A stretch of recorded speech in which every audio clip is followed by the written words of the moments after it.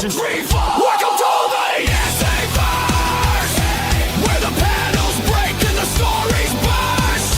First appearance, history made. Slam it, grade it, immortal past. The IzzyVerse, canon forged in a universe cursed. From golden to modern, the story survives through the bleed of the page. It stays alive.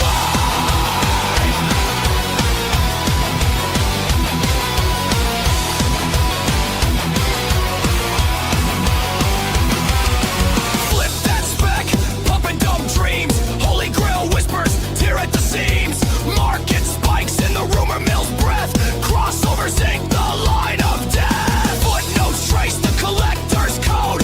White pages pure in a mylar hold. Investment grade, sealed in a tomb, but the panels still scream, they boom. Back issue fire, collector's sin. Every variant cover pulls you back in.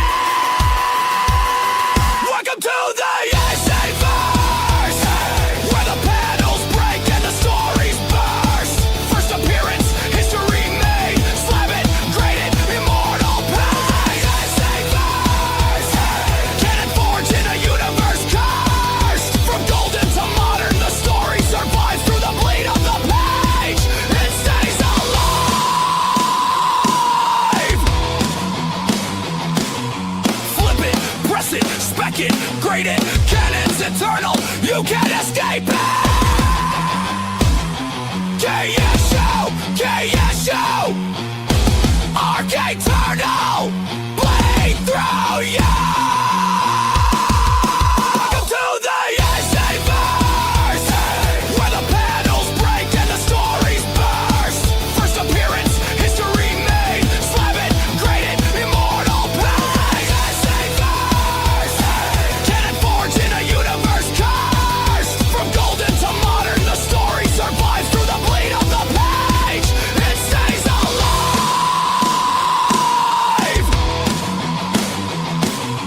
Flip it, press it, spec it, grade it. Canon's eternal, you can't escape it. KSU, Arc eternal, bleed through you.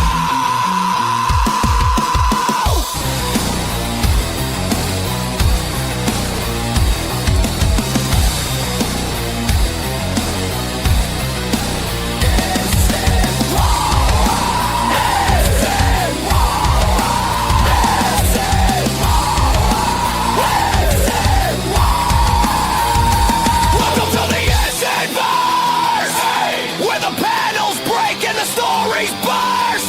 First appearance, history made. Slam it, grade it, immortal. Welcome to the IzzyVerse, canon forged in a universe cursed. From golden to modern, the story survives through the bleed of the page. It stays alive. It's more than a run. It's the crossover you can't outrun. The IzzyVerse lives on. The IzzyVerse lives on.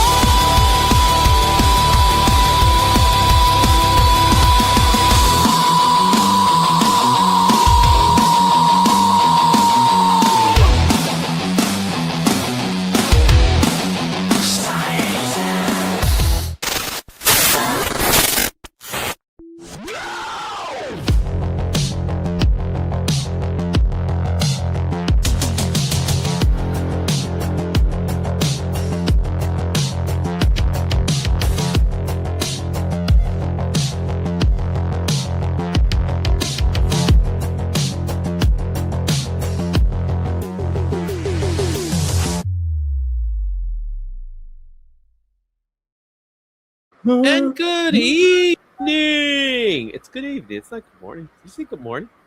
No, I'm singing the Pointer Sisters. Oh, the point you're singing is it's the IzzyVerse song. That's what we were singing now. Singing the IzzyVerse. No.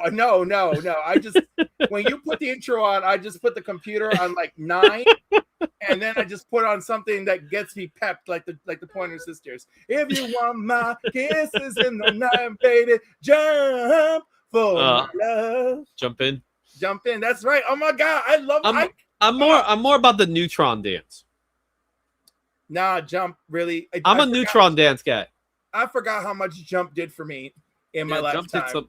Jump has done a lot of things. So, what's up, everybody, and welcome to the best show on Tuesday that has two Puerto Ricans from New York who scream louder than your mama for talking about comic books and all that other stuff. So, welcome, everybody. Let's say what's up to the chat, starting with Las Cruces from Nuevo Mexico. Yo, how's the World Cup doing? Because I have not been paying attention to it at all. I don't pay attention to sports. You know me. But it's the World Cup and stuff like that. No. Listen. A lot of people have been talking about it lately. I figured. I ain't dating anybody. If I'm not dating you, then so you have to date somebody to get into the World Cup? Yes, I do. Why? I don't know. I thought you like seeing a whole bunch of men running around kicking a ball. No, because it's not fun, Izzy. Like the only thing we have that's kind of fun, and I make a game of it, is UFC, because I like to look for erections and call them out. Because that's like a fun game to play. How about slap fighting? Have you seen slap fighting? No, but it is one of those things where you got to say to yourself, "What the heck is going on?" So anyway, yeah, like a lot of people, the USA is out, so I checked out. Yeah, JSS Brooklyn also in the house. What's going on, JSS? Russ is in the house. What's going on? Look, he started with Cliff and Izzy, so I guess we got because he knows. Okay, because he knows. Another one. Cowabunga, Cliff and Izzy. I'm always secondary, but I guess it's better, save the best for last. I guess I don't know. We'll see. All right. USA is out, then 8 stopped watching. All right, Jump for My Love. Look, you got the Spotify track already in there. You know what I'm saying? Dr. Von, who I think he's going to like today's countdown. Alex is here. Yay! Alex is also in the house. We were talking yesterday. Alex scored big a couple of months ago with my comic book, or was it a little longer than that now? So I'm thinking about it. We were talking about All In yesterday. So welcome aboard, Alex. What's going on, my man? All right. And there it goes, everybody. So you ready? Last week, we did not do a show. Obviously, it was my daughter's birthday. I ended up going out for my daughter's birthday. We went away for the weekend, things like that. And we did a couple of things, Went to I was on Nate's channel. You were on Nate's channel? But I ended up dropping the Heroes Con video, and I have to say, the views are fantastic. So thank you, everybody, for putting in for watching it. Everybody I know has been saying it's been great. Thank you. I put a lot of effort to making sure that video was worth it, and stuff like that. I know you got the chance to see it, and you put your little comment there. I don't know how much you saw though, but I watched the whole thing. You watched the whole thing? I watched, and you know how I did it too. Yeah. I play it to and from work. And there you go. You can also watch it as a podcast. I found that out. You could watch those videos as a podcast. So listen. Mm-hmm. Like that's lovely. I'm not that guy. So like let me just give you the view on YouTube and call it a day. Okay. Hybrid Black Knight, what's going on?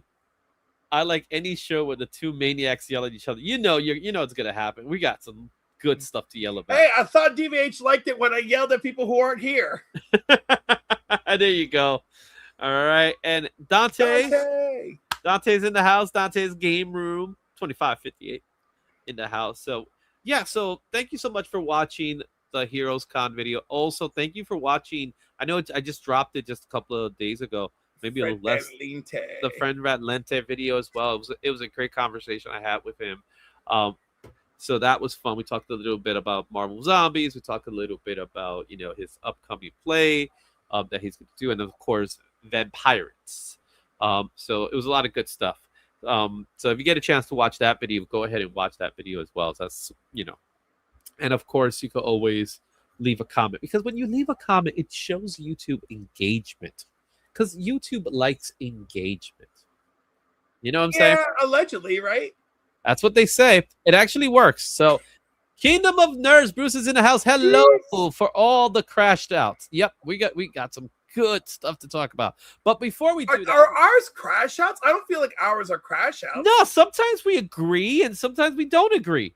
Yeah, but when we disagree, it's explosive. But I don't think Crash Out. I feel like Crash Out is just like people just like lose their mind because like they're watching their bank accounts deteriorate. Well, I guess that's going to be a topic of discussion a little bit, though. But all right, you ready? We didn't get a chance to do this last week, so we got to fill in this box. It's time to start the Rat Pack. So, as always, what we do is we have 4 logos and, of course, the one in the middle. The one in the middle is the one that people want the most. That's the big item of the week. So take a look at the 4 logos, and what are your guesses? Well, Triple X, I can't imagine what it is unless it's something a little bit spicy, a little bit nipply. It's not that kind of Triple X, bro. Lucky, I see some Lucky Sevens, slot machine. So I want to say Royal something, Royal Flush, Royal something. Okay. Roller skates I associate with Dazzler. So I'm just going to let myself believe it's Dazzler. And then any spiders just remind me of the Spider-Verse in general. It could be Spider-Man. It could be Venom. It could be Queen in Black. It could be Null Unleashed. It could be any freaking thing when you see a spider. So those are my opinions. All right. Joffrey Casto's in the house. All right. So the way it works is simple. If you leave a super chat, oh, look at that.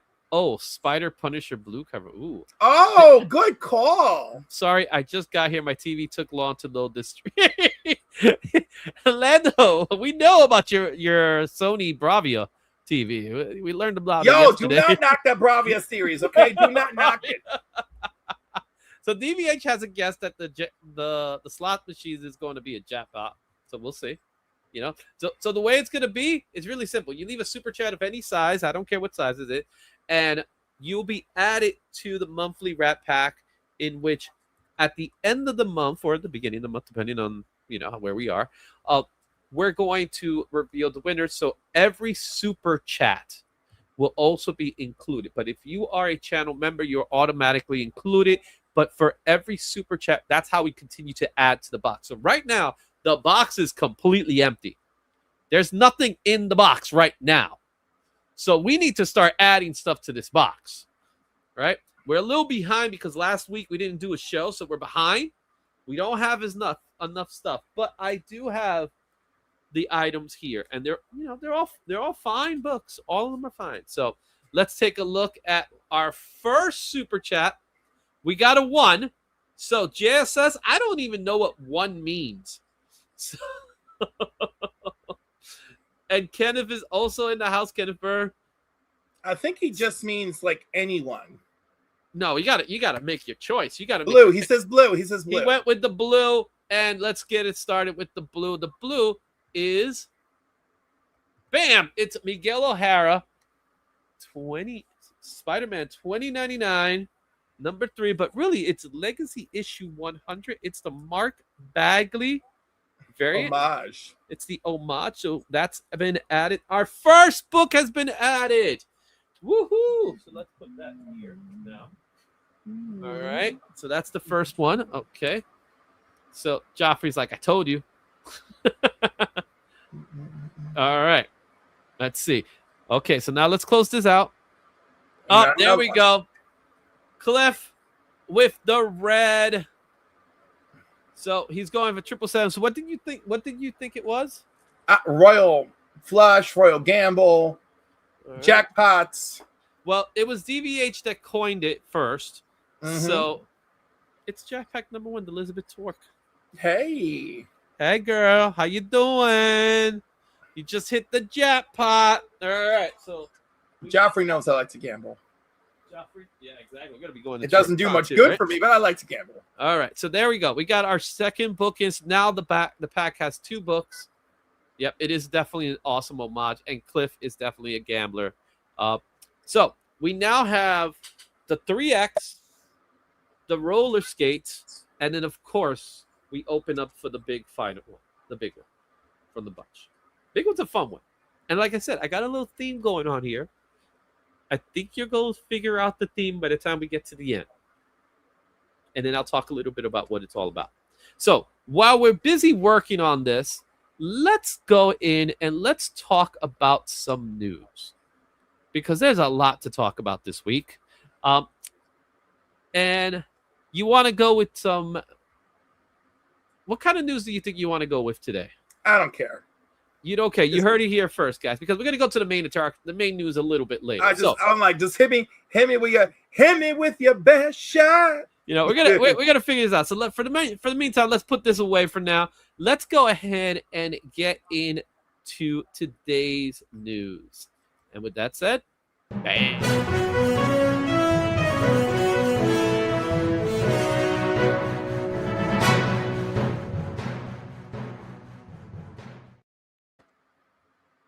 News coming in just today. It's a rumor, but it's a simple rumor.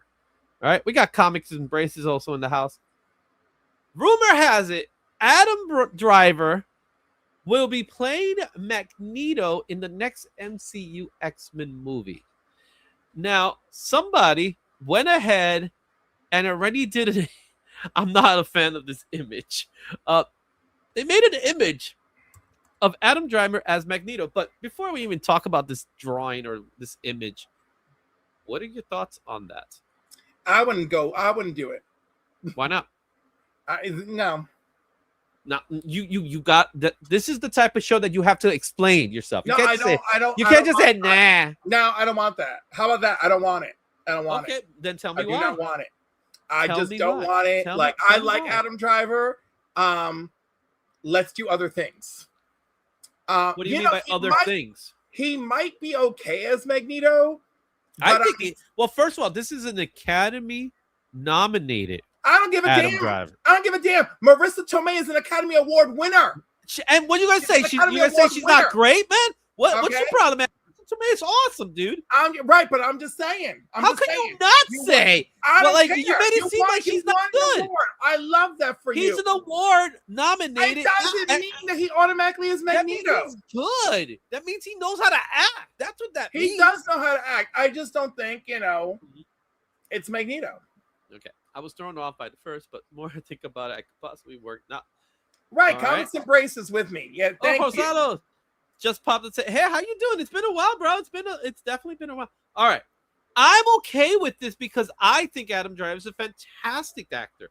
Now, and of course, I want to see new faces. Well, I get the new faces. I think we are definitely where the people are. I think we're in a situation now that we got to get away from the whole Magneto thing, but I don't think Magneto's going to go away. You know what I mean? So Magneto's just one of those characters that he's like Loki in a way. You can't get rid of him.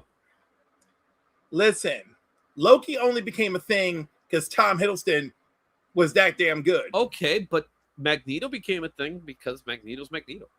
Right, Magneto became a thing because people love Magneto, but also Ian McKellen fired him up. All right, and Fassbender. Don't forget Michael Fassbender. No, Fassbender has been a fine Magneto. He's been a fine Magneto. Yes. But I feel like we need to rediscover.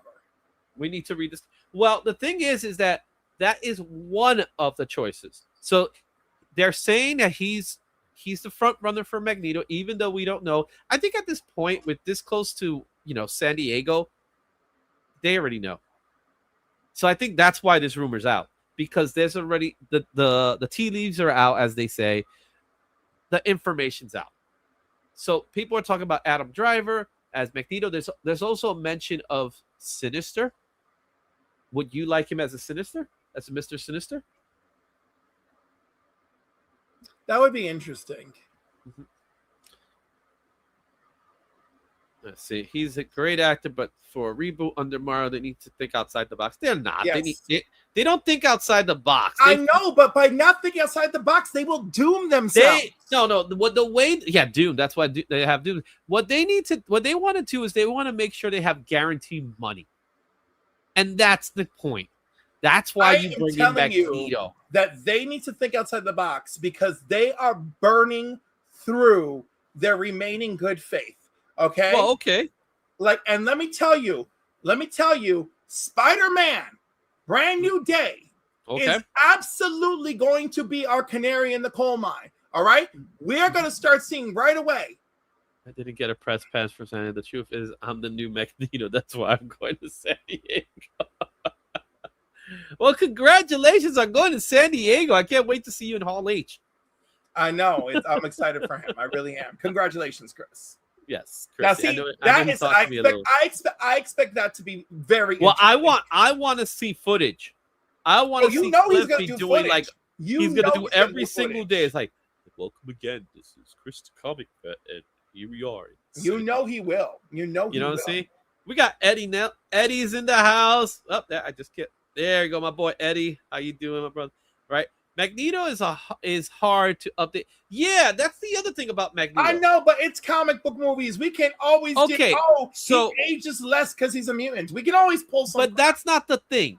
The problem with Magneto specifically, especially as we get further and further away from World War II, is that he's a Holocaust survivor, right? That is a major point when it comes to his origin. Like, could they do something where Sokovia becomes the new Holocaust situation? That's a possibility. Or they could do something where Doom's the one causing the problem. And Doom's like Hitler. The thing is, the further away we get from the Holocaust, the harder it is to do a Magneto. I don't think so. Well, other than you're relying on further suspension of disbelief. Okay, it's the same thing with Wolverine. Right, but Wolverine automatically explains himself. So Wolverine is, I have regeneration. So with Magneto, I think we just got to add in the whole he doesn't age the same or something. Because in the comic we have but Magneto's always old, man. He's always old. Moira de-aged him, and he still had Silver Fox hair because the trauma of his life gave him Silver Fox hair. Oh gosh, there we go. Oh, don't believe me? Oh, I just read all those comics. Hey, Tony, I love you. Look at it. Yeah, he loves you. He doesn't care about me. He just said, "Look at he loves you." He says hi to me. He said, "Yeah." All right, you want to know what costs a lot of money? Hiring an Academy Award nominee for a role. An ensemble cast, it's throwing away money hiring Adam Driver. Well, here's the thing. I agree with DVH on that. The problem is when it comes to these movies, there's always a marquee player. There's always at least one person that has to be like the star attraction. You know what I mean? So no, I don't. He's just a like.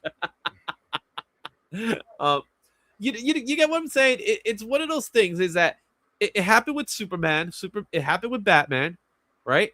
Where Superman was the unknown, even though Christopher Reeve had a couple of things already, but people didn't really know who he was. But oh my goodness, his name's escaping me. Who played Luthor? Gene Hackman. There you go. Thank you. And Marlon Brando. Well, Marlon Brando was different. But it doesn't matter. Those names I know used. Those were the names that were used. Even though Marlon Brando he didn't really give a damn. He just got a paycheck off of that thing. He really did. Krypton. Hey, he got the opening act of the movie. All right, so he got the opening act, and he got a couple of scenes here and there. But it was all Gene Hackman. And with Batman, it was all about Jack Nicholson. So same scenario. And we continue that trend even now. So Magneto is one of those characters. Do I think we should move away from Magneto?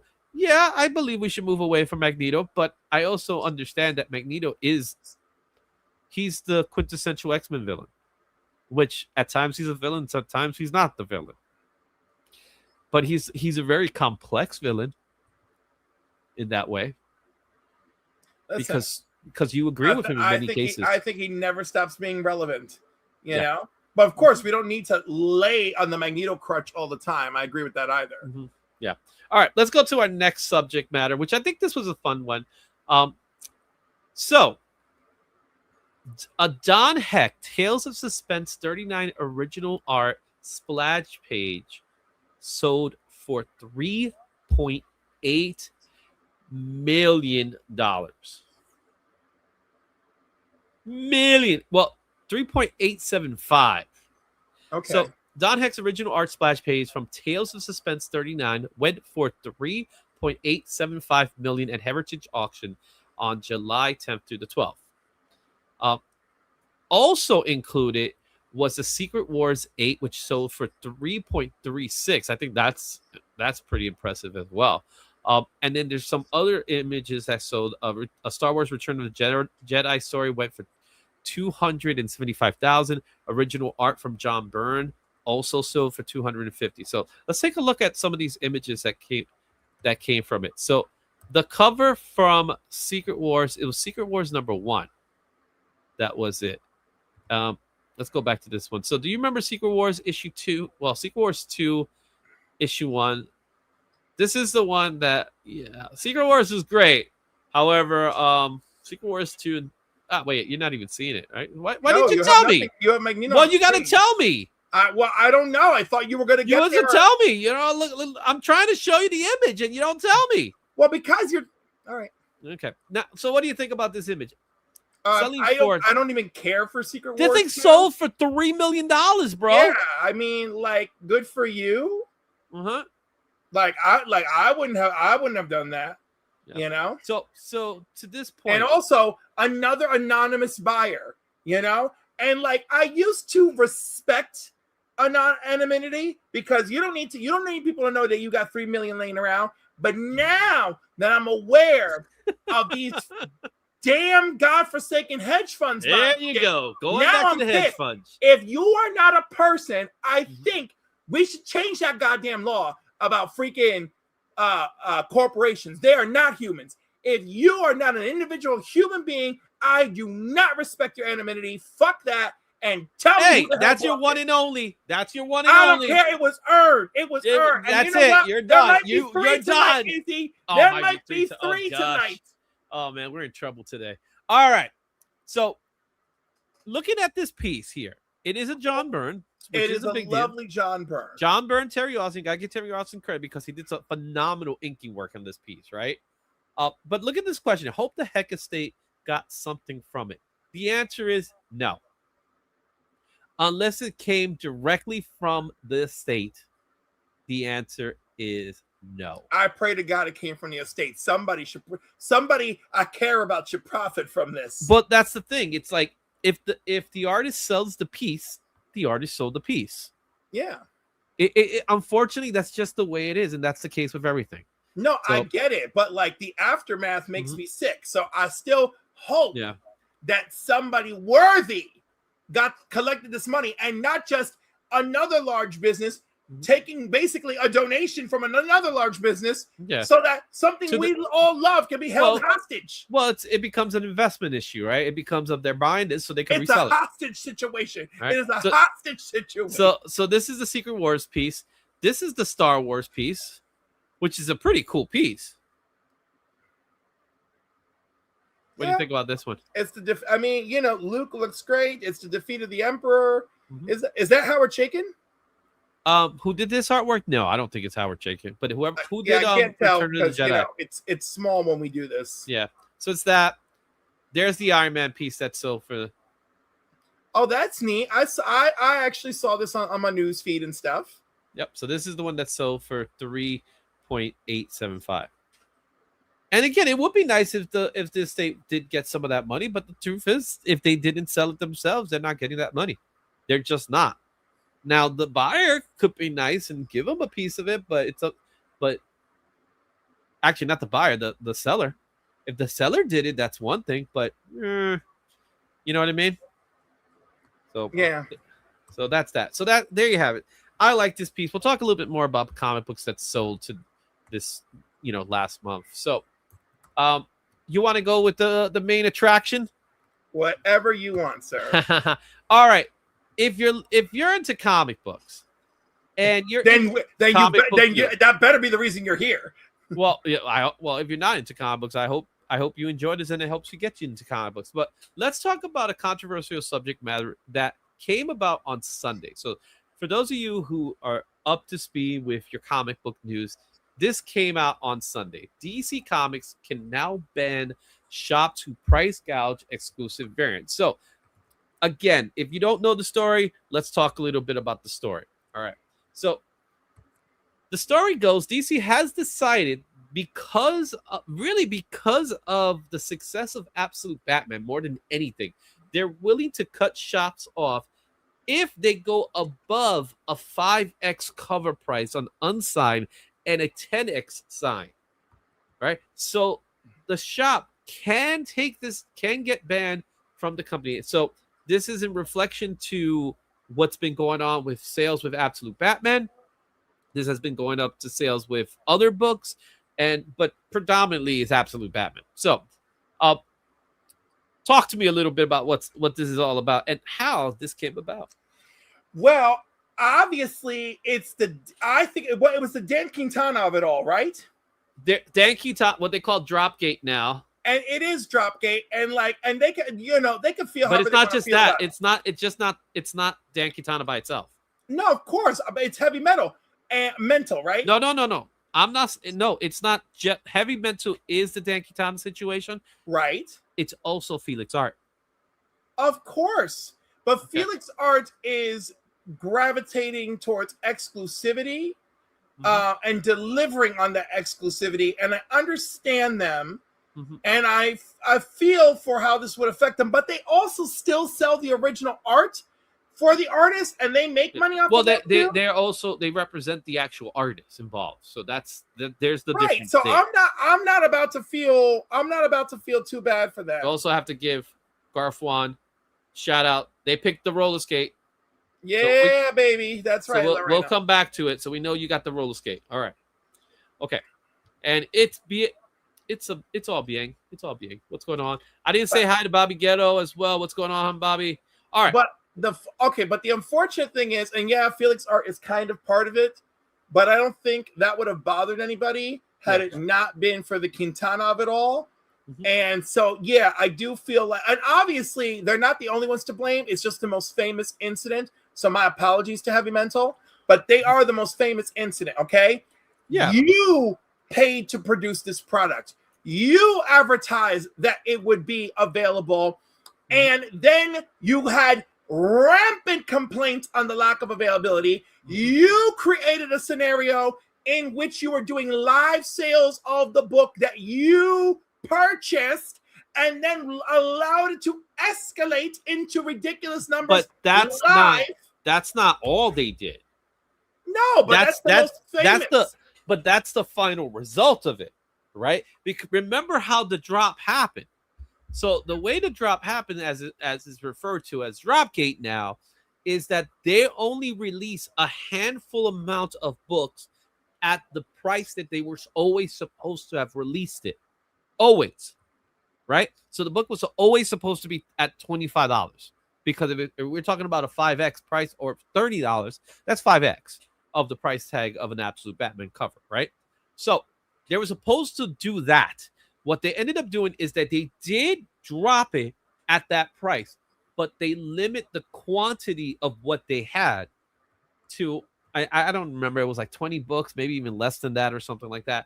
And then they went back and then they doubled the price, did the same thing just a couple of hours later, maybe not even a couple of hours later. It's like within the hour, they did a second drop at a higher price range, and then whatever was left, there were supposed to be various. There was supposed to be different books, right? Like it was. No, they were all. It was all the same book. Okay, but I'm sorry. There was a trade. There was a virgin. There was a foil. There was a trade. There was a virgin. There was a foil. But at the same time, it was the same book that was constantly being doing. Right. So the same book was which one?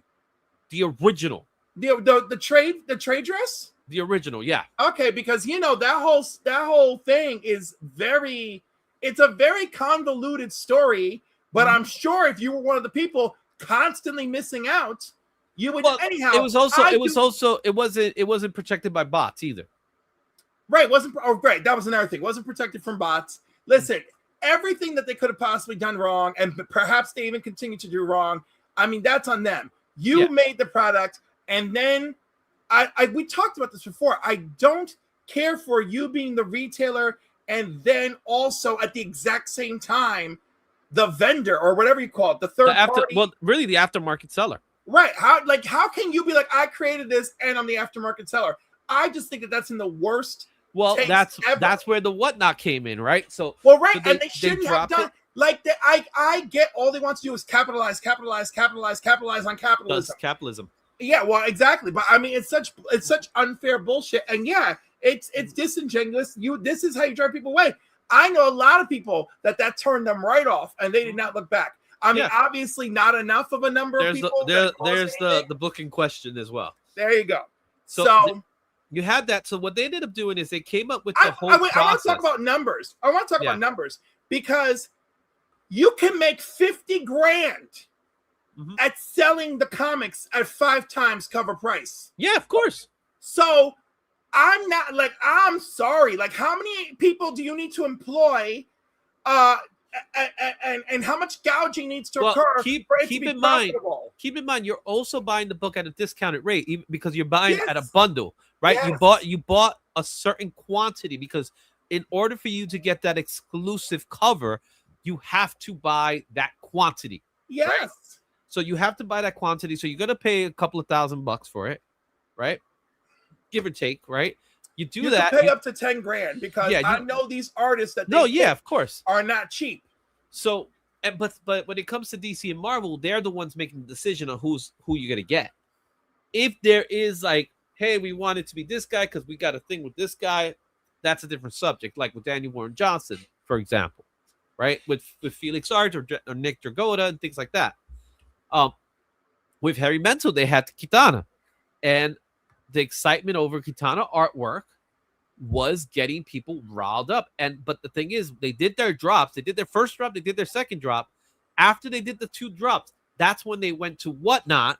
And in Whatnot, that's when all hell broke loose. And I believe they did 1 drop on Whatnot, right? Like in the bin or whatever you call it, the buy it now. Right, bin, buy it now. I think if I remember correctly, they did like 1 buy it now, and then people are like, wait, now you're going to auction? Like, what are they? And then like, oh no, we're not doing any more buy it nows.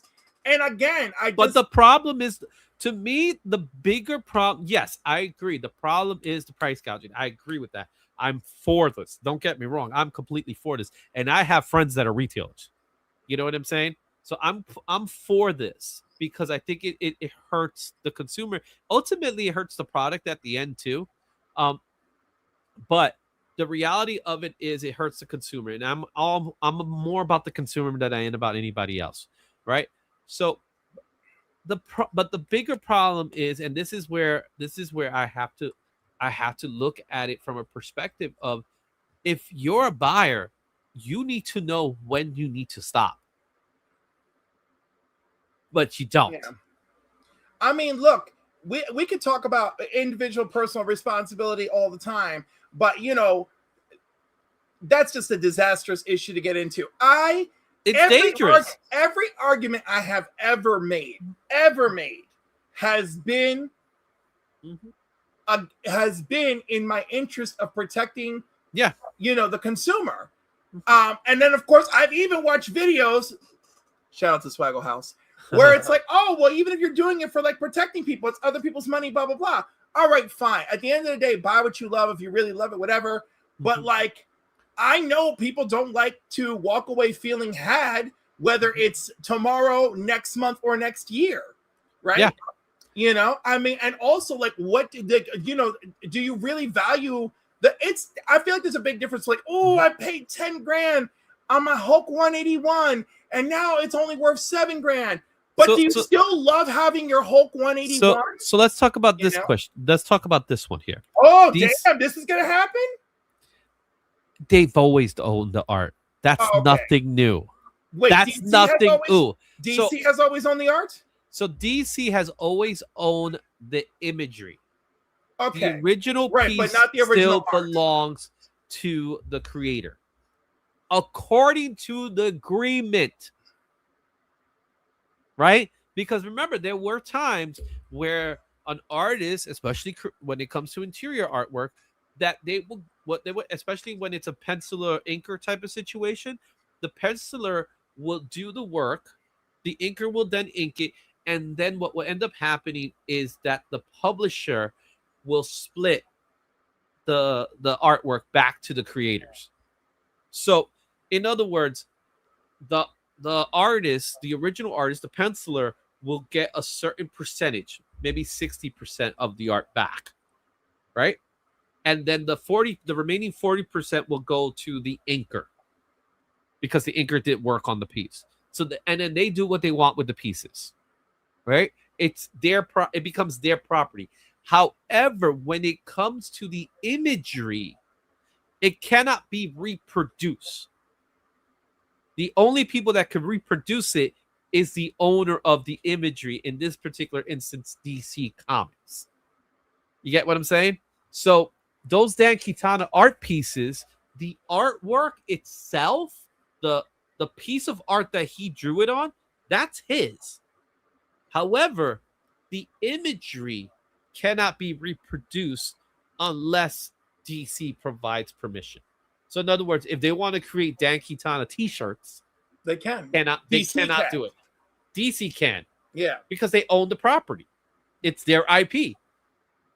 So that's where it gets a little different. So I was willing to pay $75 if the website dropped. It was the fact that we didn't get the opportunity to make it. Yeah. We did it. Thank you, Jay. Thank you. You know what? San Diego Comic-Con, I think, is going to be very interesting, but it's not going to be that much different. I don't think it's because they're still selling the books. They're going to still sell the books for $30 and so forth. Well, no, San Diego, the sales that they're going to make are going to basically be under the DC terms. Yeah. When typically the books are released at 5 times. Yeah, you know? It's a standard practice. Right. Now, however, the way they have been doing it, it's like 3 times for like maybe the trade, and then like 4 times for like the Virgin, and then like 6 times for the foil. Obviously, I don't know how that's gonna work now if this is the thing. But again, it's all based on how DC enforces it. They're gonna say they're gonna create a ban. You won't know it until they do it, and how they could enforce it moving forward. So let's get to the actual response, because this is the new news. So the new news that came from it. Oh God, these ads are so terrible. Like, how can you do this? I don't want that crap. Why are you playing? Can't you get an ad blocker? No, it's the no, because then you can't even get the damn stupid thing. So I'll get the actual one here. So I'll get it back. So let's see, where is it? It was here somewhere. Okay, the response. I found the response. It's just that these ads just pop up. Okay, I found it. All right, so now let's show it. And I got to make sure I turn off the audio because I don't want the audio. Okay. All right. Izzy used to design clothes back in the days. I used to draw on my clothes. Stores have reprinted covers over and over with poison. Well, that's not the store that does that. The reprint covers, that's the companies that do it. But when it comes to like the Panini variants or the Mexican foils, I don't even know what's the story with that. I don't even know how that works. They're still paying somebody. Yeah, they're paying somebody. Okay, so Bruce, what do you mean by stores reprinted covers over and over? They pay for the reprints, so I don't want to hear that either. Like they're still like, it's not like DC's not making money off of it. DC, but that goes to it as well. Part of the reason why DC is doing this, it's not because of the consumer. Let's be honest. Let's call it what it is. They want a piece of that pie too. If that book is selling for $200 in the aftermarket, they did not get that $200. No, but also let's be clear, because I think Rob said this the other night. They want to protect their property, okay? Yes.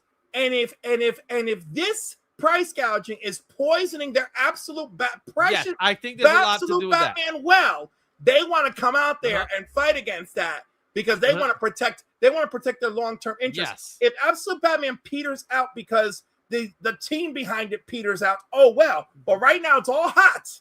Yep, exactly. Because it's only about Absolute Batman. Even though because when it comes to regular DC universe, it's the price numbering is different. The Yeah, situation Bruce, is of different. course the artists don't get paid when they reprint. The artists don't get paid ever. But basically, look at DC. This is not new. I'm not. Listen, I have some feeling for artists, okay? But also, you've noticed that there's an artist battle where they're like, dude, get paid up front what you deserve and call it a day. And other artists like, if you're gonna make $300,000 off of this, why am I not seeing 10-20% of that? Because the artist still have to work. We could go at this for days, but policy that existed, everybody gets screwed, but the retailers definitely can make money. And I know DC is sitting back making their money too, because they got to get paid to keep producing the crap. So check this out. I'm gonna throw this in here. So let's cut these things off here so we don't get them. All right. So the summary here of the response: DC Comics Absolute Madman retail terms, target price gouging, blind bags, and mystery pack variant sales. So it's not just price gouging of certain books. It's also blind bags. It's also mystery packs. Here's where it gets interesting. Felix Comic Arts, Absolute Batman, blind bag, and high price exclusives are cited as likely examples, now barred by DC. So retailers are set to receive Absolute Batman policy via DC mailers, with more discussion expected on San Diego events. So San Diego is going to be very interesting when it comes to this thing. All right. Collectors are split on Absolute Batman caps, with some warning scalpers benefit while others welcome anti-flipping rules. Again, I go back to this concept. When you are a seller, you want to be able to take advantage of that opportunity, right? So you want to be able to sell those books. You want to be able to make money. If you sell them at the standard price, then yeah, you're going to make money at the standard price, but you want to, greed is one hell of a thing. And what Whatnot has been able to accomplish from that is that you can make more. Right? If you are one of those sellers in Whatnot, eBay, you name it, and you do these auctions ride. And the reason why they ride, a lot to do with the people just it gets to this point that it's not about the book anymore. It's about the win. Which that's a whole other thing. Yeah, but that's what happens. I'm like, you wanna and are you actually winning? I don't feel like they're actually winning. I don't know what the heck is going on. Like, I got this book for $300. What a steal. It's like, no. I mean, it could be a steal in some cases, but when it's $1,100, oh baby, what are we doing? Are you and your friend excited for Spider-Man Brand New Day? Yes, I am excited. Yeah, absolutely, we are. Absolutely.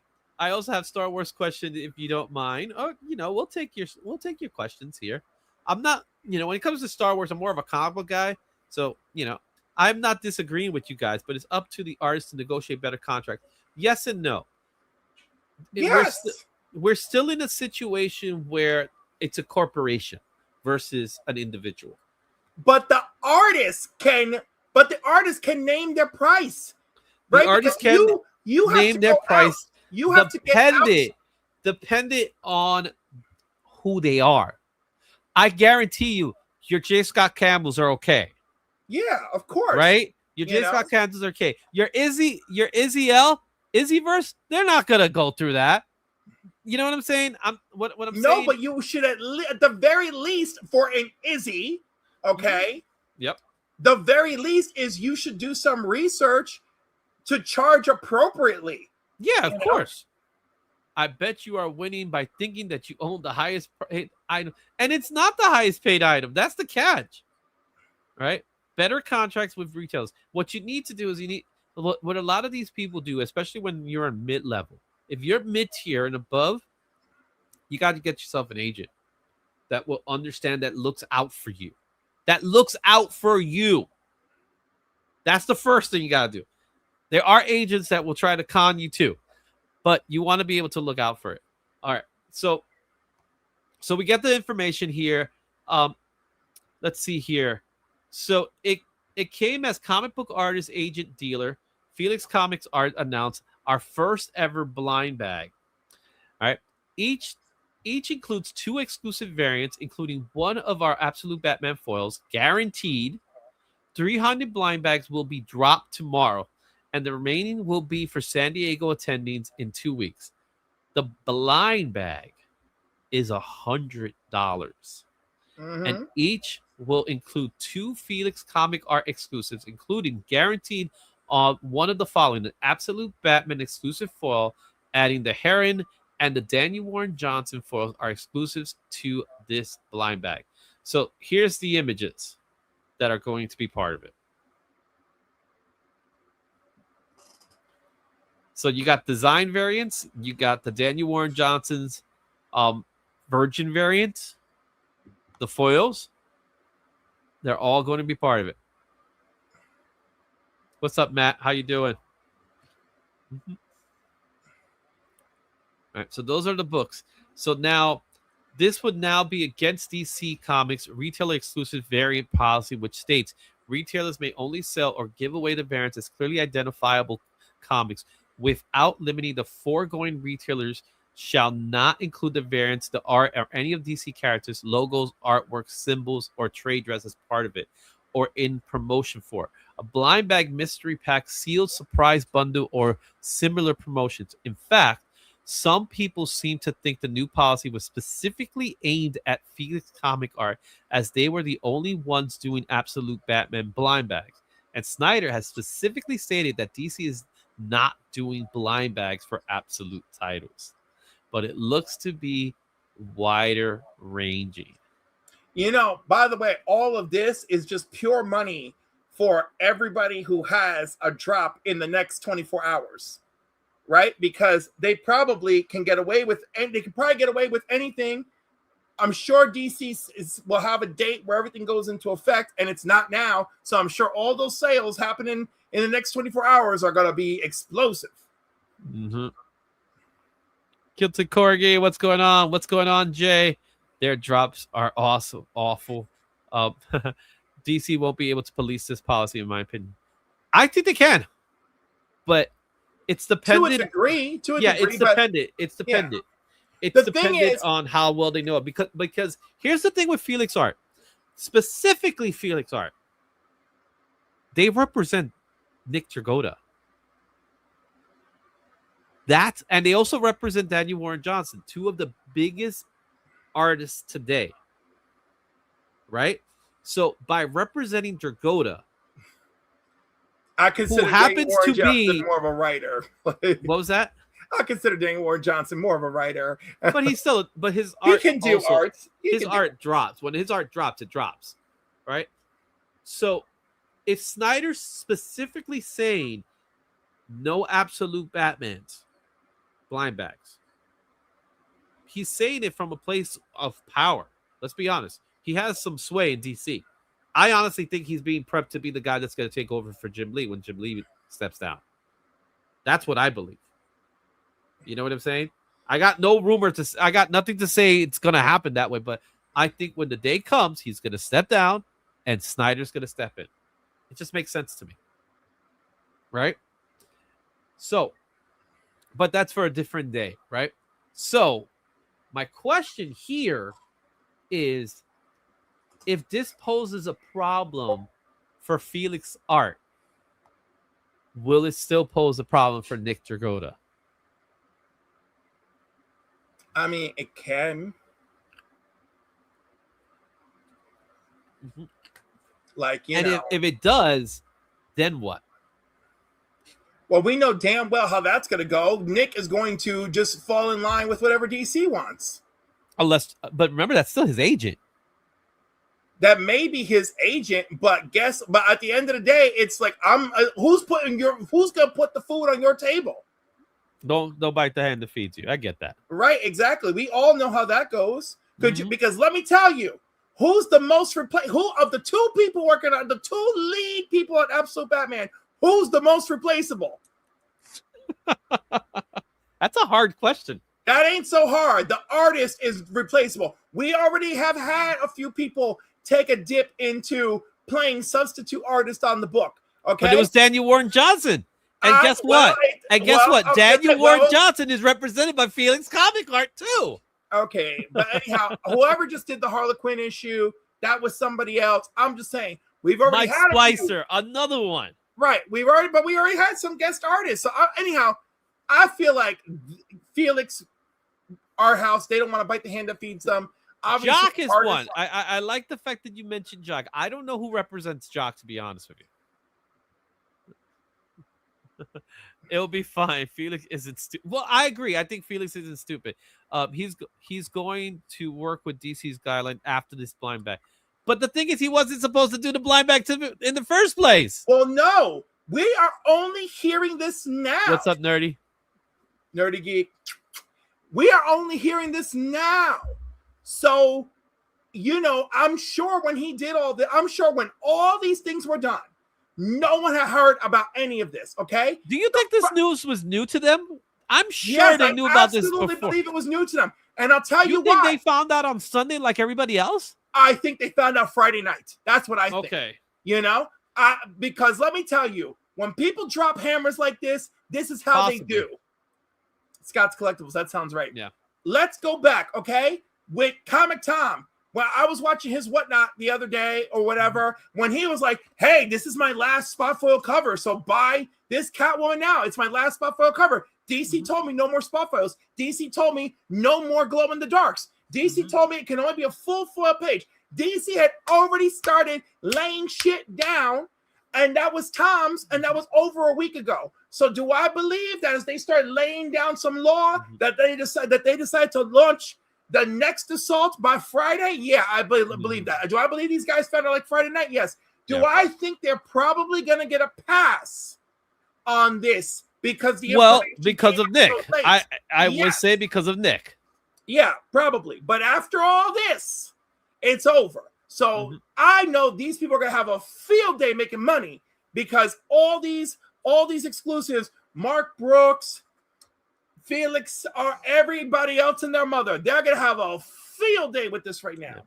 So I'm going to talk to one of my retailer friends and have a conversation with them to see what's their take on it and what they know and how early did they know, because I think this is really interesting. So I'll get some insider information. I already asked my LCS, and like he didn't know any sooner than the rest. Yeah, but it's an LCS versus a retailer though, which I consider two different things. No, I consider them slightly different. There's a difference. There is a difference. I know they're paying for the being exact same services.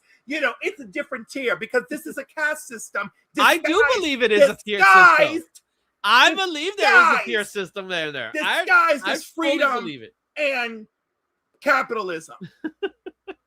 All right, one more thing before we go. Then I think this is going to be a fun one. So last thing, and then we'll go back to our thing.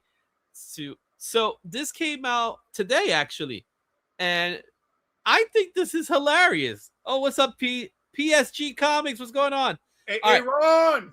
All right, this to me is we're leaving the news on a high point. Oh, I can hope. All right, I think you're gonna love this. Mark Hamill as the Joker on an absolute Batman first appearance. So Mark Hamill as the Joker headlines a new Fan Expo Anaheim variant for All In Special #1 by Mix Gerard. So let's take a look at the image. I saw it already and I loved it. What's your thoughts on it? It's Mark Hamill as the Joker, man. And look what he's holding. Check out the baton. Is it your idea of ending on a high note and mine are wild? I said I ended on a fun note. Okay. You said a high note. Okay, for me it's a high note. It's a fun note. I think this is hilarious. I think it's funny. It's cute, but it's cool. You got Mark Hamill's Joker, and look at what he's holding, his baton. I love it. I think it's cool. I think it's awesome. So this will be for Fan Expo Anaheim that's happening this weekend, which Mark Hamill will be there. That's true. Hey, it's subjective. Art is subjective, but I love it just because it's Mark Hamill. So there's that. Let's close this out. All right. So we did get another super chat came in. So it's time to go ahead and add it to the pile. So which one was it? They picked the roller skates, right? Yep. So that super chat was way back with Garth, right? Garth one picked the roller skate. So let's take a look at the roller skates. And it is Marvel Team Up Spider-Man and Dazzler 109s. There you have it. It's right here. Are you starting to catch something here? No, I know it's all Spider-Man. I figured that out right away. Yeah. I'm just So we got this is okay. I'm having issues with the reusable live stream. the reusable live stream. What do you mean? Right, like because like it's like I'm seeing super chats, but they're all old. Oh, really? Yeah, like I'm seeing the old ones and then the new ones from today. Oh, that's weird. Oh no. Okay. Let's see. There's Bobby. Because it then looks like people.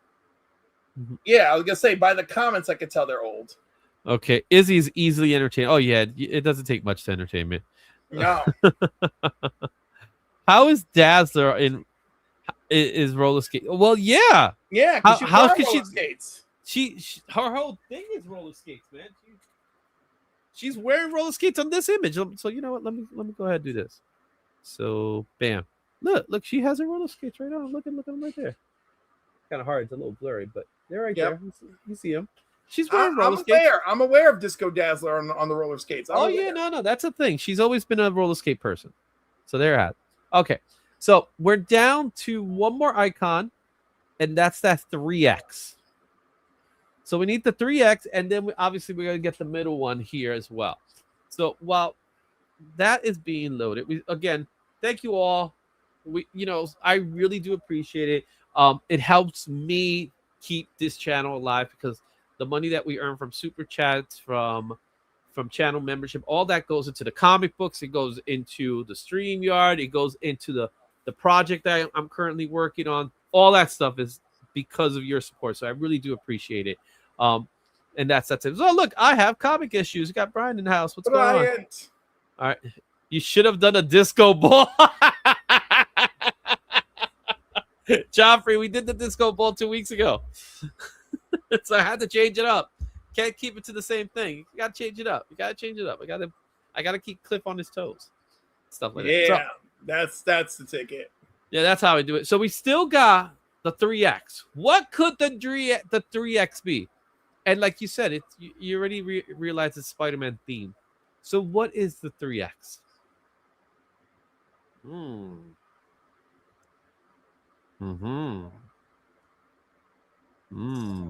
Actually, yeah, I can't.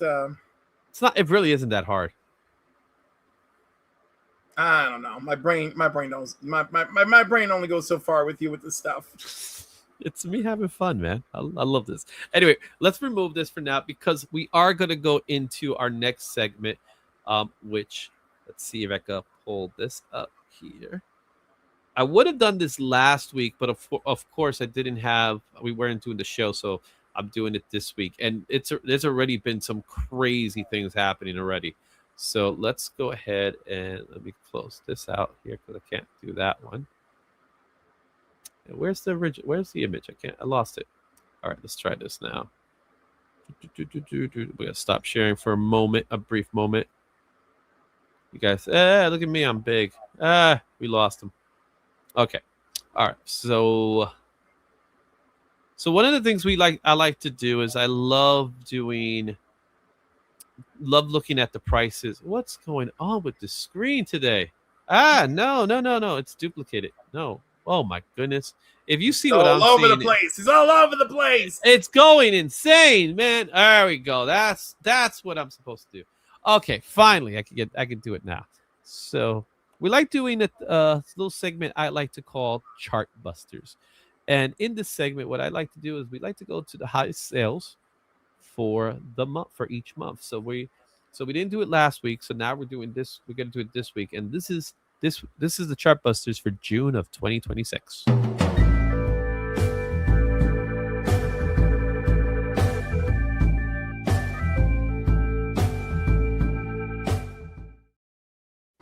All right, Chartbusters, June 2026. It was a fun month. I will say this much. July is going to be massive because we're halfway through the oh my goodness, we're already halfway through the month. Uh there's already been some insane sales in July. So June is kind of like the calm before the storm. All right. So let's first go ahead and do the honorable mentions, right? So the honorable mentions are the books that didn't quite make the number one spot, but they were worth mentioning. Okay. So as far as the honorable mentions goes, our first one is actually a tie.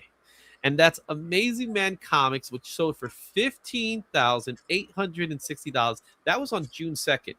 However, there was also another sale on June 11th for the exact same amount for Tales of the Crypt issue 22. This one was a pedigree at a 9.6. So, looking at the two books, are you familiar with any one of these two Golden Age keys? I'm familiar with both. All right, talk to me a little bit about what your Amazing Man was one of those comics that it was like, nope, you're not going to succeed. You're too close to Superman.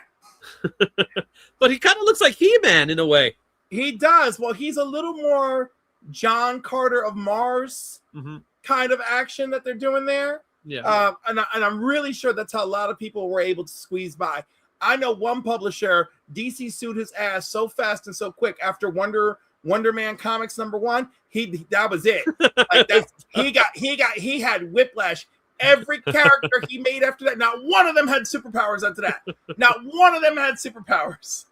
Wow. Now with the pedigree for the CGC 9.6, which is 9.6 is high. Yes, it is, especially for the age of the book. Yeah, for the age of the book, 9.6, that's amazing. 15,000, I think it's low, but it is Tales of the Crypt. It's issue number 22, so it's not a key in the sense that there's some significance with the book itself. It's the title, it's the grade, it's the pedigree. Now, I cannot tell what kind of pedigree it is or was, but it is one of those things that, I think it's an interesting price tag, 15,000, just to have a pedigree. Well, yeah, but also it's a 9.6. Yeah. You know, I mean, that Tales from the Crypt is from 19. What's up, Brother Jobby? Brother Jobby. It's from that book is from 1951. Yep. And it is part of the game's file copy, the EC Comics file copy. Go ahead. You see, now that excited you. Right, because now it ain't just some pedigree. Like, no, it's not just some pedigree. It's from the Izzy Coletto collection. Well, let's be honest. Every pedigree has a story behind it. Right, but usually like the Savannah collection, the Winnipeg collection, those are they're about the location. Right, and the grand find, and really that's the only story. When it's a pedigree, because it actually is the file copy of the people who worked on the title. I like the additional history that is attached to that. Knowing that Gaines worked on the book and that this is his file copy and that it's a 9.6. Now that is impressive. Pretty preserved, to say the least. Very well preserved. But a lot of file copies were well preserved. If you knew people, Western Publishing was literally 12 miles away from me, and I really want to do a video with a tour, but it's just so sad being there because it's right now what used to be Western Publishing is a decommissioned Staples. Like that's how sad it is, right? So yeah, this is impressive, and I think it's neat. But that's like I'm into that. Like I like that gets me excited. You ready to see the next one? I'm ready for the next one. So the next one is Avengers #1. This one sold for $162,500 at a 7.0 also in Heritage Junction on June 2nd, and then finally our last one was the Jerevic. 9.8 Ultimate Fallout #4, the 1 in 25. This is many call this the Holy Grail of Monocomics. I think the price that it was going for that it sold for $12,000, I feel like that's pretty low for this book. This book commanded some major dollars. Right, because that was the 1 in 25, right? Mm-hmm. It's the 1 in 25. It's the first appearance of Miles. It's a great. Listen. Yeah. How the mighty have fallen from the height of COVID, but it is still let's keep it in perspective. That is still a mighty dollar, all right, for a book that's as young as that one is compared to the others here. Well, keep in mind there's less than 100 in the census at 9.8. I do keep that in mind. I do keep that's that in important mind to know because remember that is where what is it called? I had it. Damn it! That's where supply and demand meet. Yeah. You know? Yeah, it's a 1 in 25. So I don't even know, because unfortunately for me, I was not at that moment. I wasn't collecting comics. Actually, that's when I took a hiatus, probably the year before that book came out in 2010. So I took that hiatus and I stopped buying comic books altogether. So when that book came out, and what's weird for me was that I did manage to get Ultimate Spider-Man #1. So I did pick that one up, but somehow I didn't pick up Ultimate Fallout, which is in the meantime. Yeah, and it's weird, right? For 3.83% of Ultimate Fallout price, I picked up 2 excruciatingly rare Golden Age comics recently. Oh, and really? I love it. I'm very excited about it. Awesome. Very excited. So when the book came out, I had no clue about what the book. I have the Marvel preview. So it's so crazy because I had the Marvel preview with him in the cover. I had Ultimate Spider-Man #1. The one that got away was Ultimate Fallout. So for some reason, I did not pick Ultimate Fallout. But keep in mind, at this moment in time, the Ultimate line was starting to dwindle off. Right? It wasn't the hottest thing right now. That's why I feel the same way about Absolute. Say what you want to say. I'm not a hater to the Absolute universe in any way. I just feel like it's gonna die out eventually. Oh yeah, like I tell people all the time, buyer beware, because most of the Ultimate comics, Ultimates, Ultimate X-Men, Ultimate Spider-Man, those were, oh my God, jump on board now. Yeah, and now the especially books, Ultimate Spider-Man.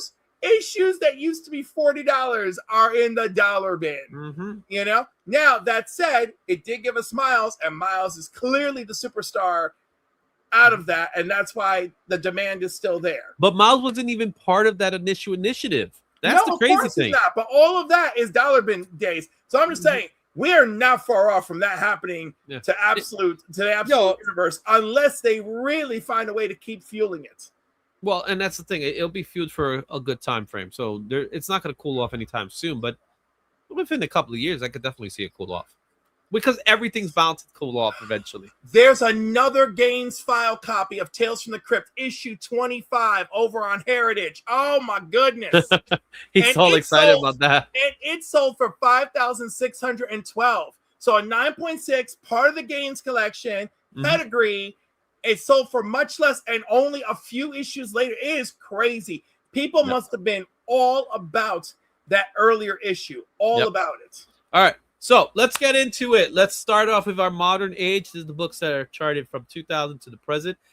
Every time we do this, Cliff, I ask you, what book do you think it is? From 2000 to the present. And you're allowed one question. Is it Marvel? No. Then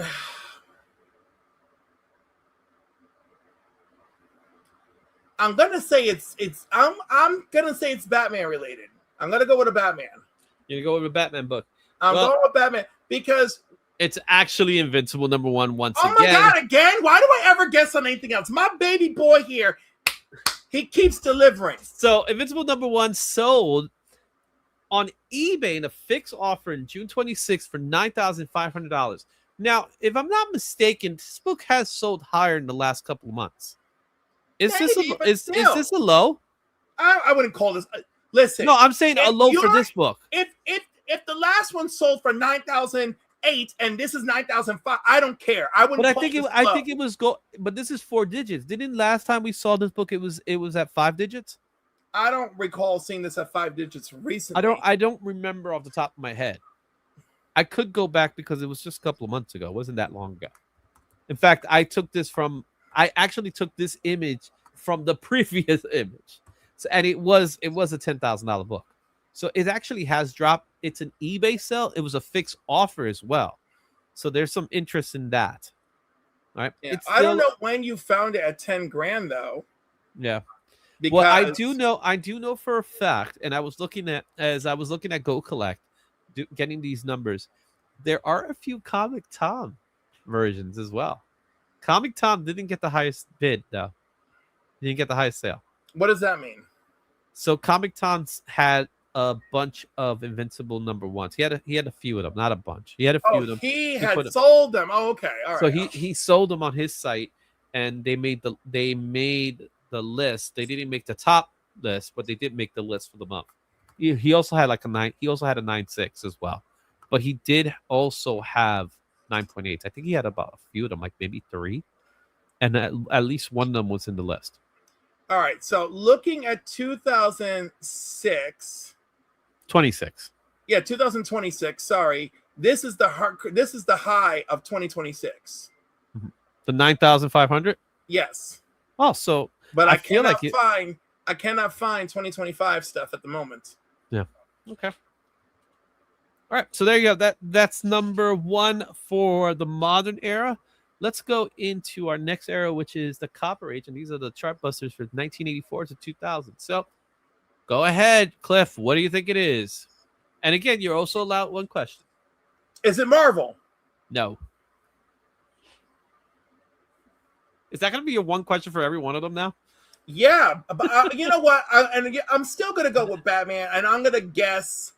I feel like it's Batman because all the Batman is going on, and I'm feeling like Nightfall has something to do with it. But go as a chart buster, or more Spider-Man. It's more the black suit. It's the damn black suit. That's what it is. So you think it's Amazing 252? I think it's Spider-Man. It's a black suit Spider-Man in some way, shape, or form. Amazing 52 or Secret Wars. Or Secret Wars 8. One of them. All right. Unfortunately for you, it's another repeat of Teenage Mutant Ninja Turtles #1 from 1984. You know what? Earlier today, I've been talking about man, I've been giving indie so much more love than ever before. I don't know what's going on in the world. And obviously, it's spreading. But here's the thing. When we do the chart busters, we consistently see Teenage Mutant Ninja Turtles on this list. Consistently. It has gone. It has gone. We've had back-to-back months as well. This one was sold on June 24th at a fixed price again on eBay, and it went for $10,500 at a 7.5. Now, the previous one that we did was for more, but the reason why it was for more is because it was signed by Peter Laird and Kevin Eastman, so that's what made the price different. It was also, I believe, a 9.2 as well. 7.5 is still pretty good for this book, especially with that black cover that goes at this. And what was it printed on? It was printed on toilet paper practically. Yeah, practically, yeah. And it is, we are talking about a first printing, Joffrey. This is a first printing. So that's just crazy, right? It's amazing how you keep your eye on this business because I couldn't believe it's still moving on. Oh no, I'm always on top of this kind of stuff. It's kind of what I do now. You could score a 4.0 for this for about 600 if you're lucky. Hey, that's fantastic, to be honest with you. Yeah. That's a great price for this book. A book that would never, in my opinion, it's a book that will never lose its value. Yeah, no, I don't think, you're right. I don't think it's ever going down. Yeah, I don't think it'll ever lose its value. It's the rarity of the book. This is true rarity to me. Because it was done by indie company, and we're talking about low indie. We're not talking about when you talk about something like Image. I don't consider Image an indie company. No, of course like not. that, right? Image has really found its way and its place. That's not an indie company, in my opinion. It is a powerful indie company. Well, it is the biggest indie company out of all of them. I don't consider indies that way. I consider indies like Keen Spot. I consider an indie. or Mad Cave. Mad Cave. I think Ignition. Mad Cave is kind of like borderline to me in that way. Yes, Dude, it's still, they teeter every month. I don't want. but here's the thing. Here's what I'm gonna say about Mad Cave. But they got the licensed properties. That's a big So deal. does Dynamite. So does Dynamite. So does Dark Horse. Dark Horse they made it a thing, right? My God, and Dark Horse is Dark Horse there. Dark Horse is shaking every freaking day of the week. Oh gosh, there. It's nice knowing you, Dark Horse. So, but Mirage They Studio. just promoted somebody. Oh my God. Yeah. So, let's go off to our next book in this list here, and we're now going into the Bronze Age in 1970 to 1984. So, go ahead, take your guess. You could ask a question, and you could take your guess. Can I get one free question and a question? But you got a question. Oh no, because I feel like at this point you should just tell me if it's Marvel or not. Yes. All right, then. Oh, this is gonna be dirty. It's in 1984. Yeah, and no cheating. I know you got that second computer out there looking at stuff. I No have cheating. 4 monitors. I have 4 monitors, bitch. Mhm. Don't even Yeah, tell that's me. cheating, bro. No cheating here. It doesn't matter. I can't cheat. You know, Yeah, there is a way. there's only so much of a way. It's not that hard. It's be pretty hard. It's not that hard. Trust me. All right, so Marvel, which brings me back to Spider-Man and X-Men and Wolverine. Mhm. I'm gonna love this one. You're gonna love this one. I'm gonna love it. That's your hint. I'm gonna love it. Now you're making me think about Star Wars, which would be Marvel at that time, right? Yes, Marvel All right. at that time. Let's go with Star Wars. Come on, who is it? Is it Boba Fett? Is it Luke Skywalker? What is it? It's neither. It's Incredible Hulk You're a 180. whore. Ain't my fault. This is You the know, fact. you know what's funny? I was gonna guess Hulk 181. But that's what I wanted you to do. I wanted you to guess 181. And it ended up being 180, signed by Roy Thomas, which is awesome, at a 9.2. And it also sold at a fixed price on eBay on June 13th for $8,950. The first appearance of Wolverine, the actual first appearance of Wolverine, or the cameo. It depends on how you look at it. But it really is the first time we get to see. I love how it's a comic book. Roy Thomas signature. So, like, you feel awkward about. Also, is the Roy Thomas signature on the cover or in the book? It is right below the trade dress. Oh, I see it. Yeah, the placement's not that great. It's not an awesome placement, unfortunately. But it's still a Roy Thomas. Nice. Right? It's still a Roy Thomas. Sure, it's still a Roy Thomas. I just, we all know it just feels a little less sharp with him being like, I worked on all this stuff. I helped come up with these ideas. Mm-hmm. He's Canadian because of me. Well, isn't Len Wein the actual writer? Len Wein's the actual writer, and the very first artist is Herb Trimpe. So there's all sorts of ways to look at it. So Roy must have been an editor at this point? Oh, he was definitely an editor. Definitely. That's why Roy has got all these claim to fame at the moment, is because he was editing all these books when all these amazing things happen. Like, how do you feel about getting the editor's signature on a book? If you are part of the team, why not? Okay. Like, if you had a copy of part 1 of Hush, and it is signed by Jim Lee, the artist, Jeff Loeb, the writer, and Alex and Alex Sinclair. Don't forget Scott Williams. That's who the other one is. Yeah. So, and it's signed by all of them, and it's okay. I'm okay with. Right, and so what if it's also signed by the editor and if it's the team and the letterer? But you guys in the chat, let me know. Are you okay with just having an editor's signature on a book? Because an editor's for me, an editor's signature is sure, they approve things. They may have made suggestions, They may have also hurt the book. Hulk 181. I could go back to that one. I mean, sure, but still. You get what I'm saying? It's like how much. Like I get it. An editor is an editor, and there's a purpose for the editor. But I will, for me, I will get the editor's signature only if I have the team signature. That's when I. Well, that's right. when I That's what I'm count it. saying. I wouldn't go with just the editor signature. However, let me be fair. Roy Thomas is a legacy in comics. Yes, he is. So this isn't just any old editor.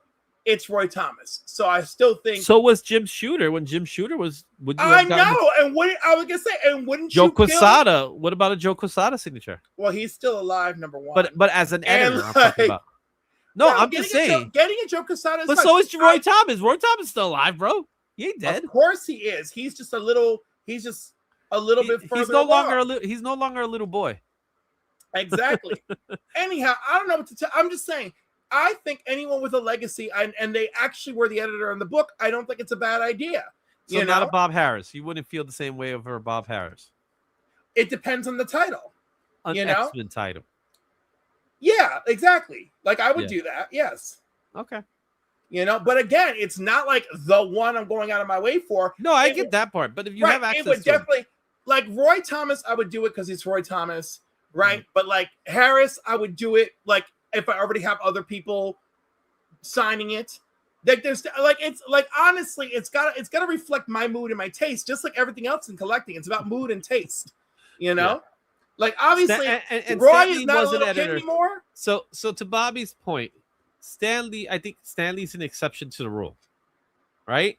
Because Stanley is credited for creating most of these characters. That may be true, and it is true, but also he applies to my other rule, which is if you're a legacy in this business, then yes. Yeah. You know? So how would you feel if you had a Venom comic book? Let's just say Venom Lethal Protector #1. I'm gonna use that one. We know who the artist was, Mark Bagley, but the creator of Venom, the co-creator of Venom, was Todd McFarlane. Would you have Todd sign that book? Yeah, as I the could, 'cause creator you're of right. the character. Because he would sign it. I would have him sign it just like I would have Stan Lee sign it if I could. But So- yeah, I would have him sign it. So creators have free range to get the book signed. If you created the character, why not? I mean, Brandon Routh played Superman, and there are Brandon Routh autographed Superman books all over eBay for hundreds, sometimes over $1,000. Well, I have an X-Men Adventures #1 signed by Kyle Dott, who's the voice of Wolverine. Exactly. So like there are remember the exceptions to the rule are the ones that live in your own head, you know? Yeah. Like, but I do feel if you are part of this, if you are part of the legacy landscape, yeah, you know, if it's me, like if you want me to sign Molly Danger #1 because I appear on page 18 as a cop, I mean, that's cute and thank you. And by the way, this is all true. But like, I don't know. I didn't know that. You never told me that. Are you kidding? I have talked about it plenty. Oh, God. There's a lot of times I just zone you out, bro. I know you do. I love you, bitch. I have to. If I listen to everything you say, it would be I would not be I would not have sanity. You know what I'm saying? Yep. You're my work wife. I'm sorry. That's how I feel. I have to ignore you. God, too. I'm not even a work wife. I'm not even. All right, let's go to the Silver Age book. So what is it gonna be? And that's from 1956 to 1970. What's it gonna be? I'm so lost. Yeah, so far you have not hit any of them. I know, but at least I said things that were close last time. Not really. Not really. Wow, shut your whore okay, mouth. Is it a Marvel? Like said seriously? Yes. And as soon as you did, I said, okay, please, we got bro. Spider-Man, we got Wolverine, we got the X-Men. All right. So where are you going for?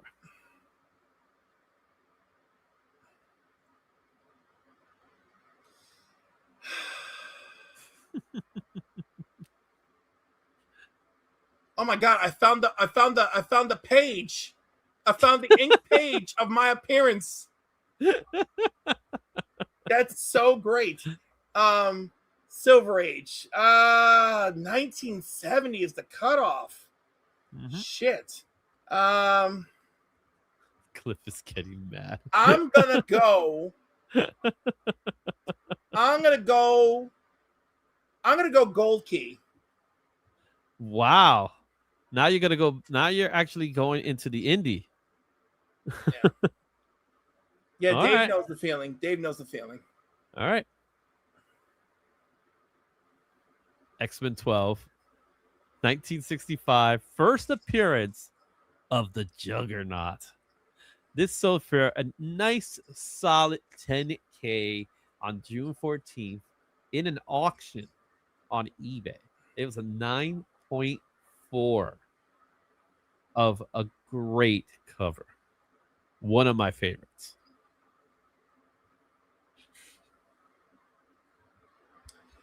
It's the Juggernaut, bitch. Oh God, you walked right into that one, didn't you? Oh, I did intentionally, yes. This is a cool one. You know, it's an awesome cover. I love how it says the origin of Professor X.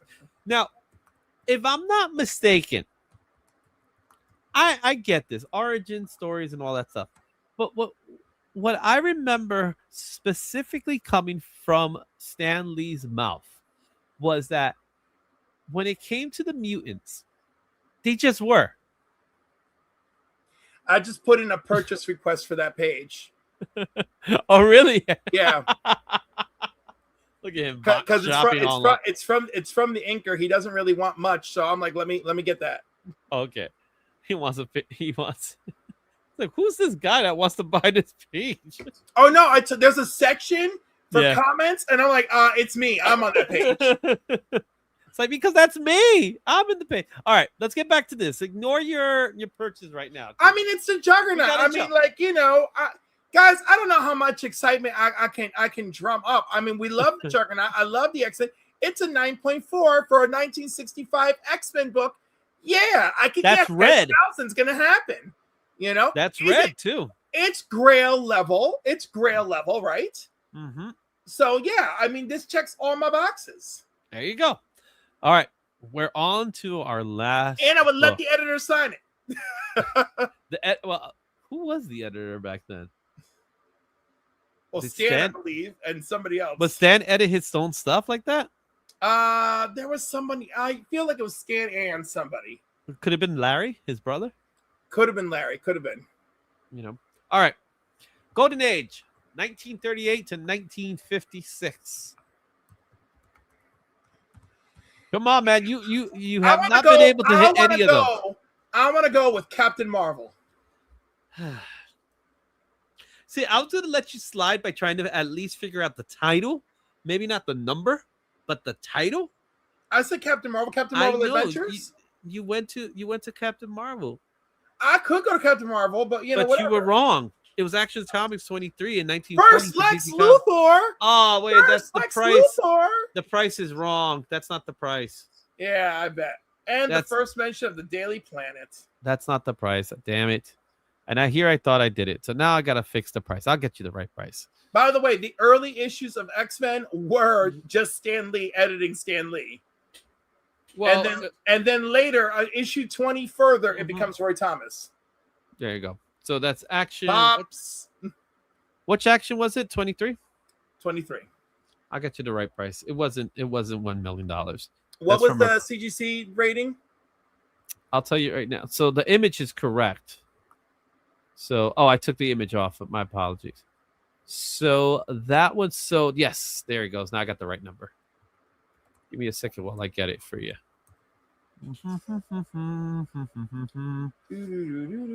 Sorry, guys. These things happen. When did it sell? $22,000. There you go. You got the right number now. Why? It's because that's what's showing. I mean, I'm just saying that's a number. That is a number. That is definitely a number. So where is my StreamYard? Okay, $22,000. Yes, it sold for $22,000 Why is it that you're seeing that part and not the part I want you to see? Swap that. Do that. There we go. Yep, it sold for $22,000. It was also an eBay purchase on June 5th of 2026. Fixed price, first appearance of Lex Luthor. Now, what I remember talking about Lex Luthor was I don't know if they specifically called them Lex Luthor here. Yes, they did. So this is where he's officially I believe he's called because Luthor. it's not because it's not. Yeah. If that's the case, then this is not his actual first appearance. No, but it is him. Mm-hmm. Where there's a previous book that came out early. I think it's one of the Superman books that shows that's actually his first appearance. Mm-hmm. Yeah. So no, this is it. No, there's another one where he's like it's obviously he's like in a white coat. So I think he's a. No, you're confusing him with Ultra Humanite. Here, no, but they do mention it as this could have been this Luthor. issue. He appears. He's called Luthor. He has red hair. Mm-hmm. All right. So like this is. Oh, so we got another question for Manchi. Do you and your friend think Keanu Reeves would play a great Dark Revan? And if you watch Maul Shadow Lord, do you think the pink? I don't watch Maul. I'm sorry, so I can't answer that. And I don't know if Keanu will be able to play that character because I don't know that character. So. I think Keanu can play any Sith Lord, to be honest with you. Yeah. You know, he has the stature, he has the demeanor, he has the love of the choreography. And you better do it soon because y'all love casting people in their 50s and 60s. Well, he's in his 60s now. Yeah, I know. Stop. I don't know if we should be casting all these geriatric folks for, Hey, to be honest with you, he don't look that bad. No, none of them do. But also, I have concerns. Well, keep in mind they all sell their soul to AI anyway. So, not all of them have, and I don't think Keanu has. I think Keanu's just chilling. To be honest with you. All right. So that ends up our chart busters for June 2026. Like I said, July is already halfway through. There has already been some massive sales in July already. So we are going to talk about $1 million books next month. Wait, so he doesn't go by Lex Luthor until, oh my God, until Adventure Comics.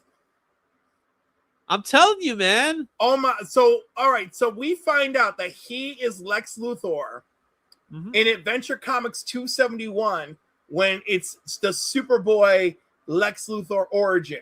Yeah. So that's when we find out he is Lex. Prior to that, he's Luthor and he's a redhead, and then he's Luthor and bald in Superman number 4. After that was the one. That was the one I was thinking.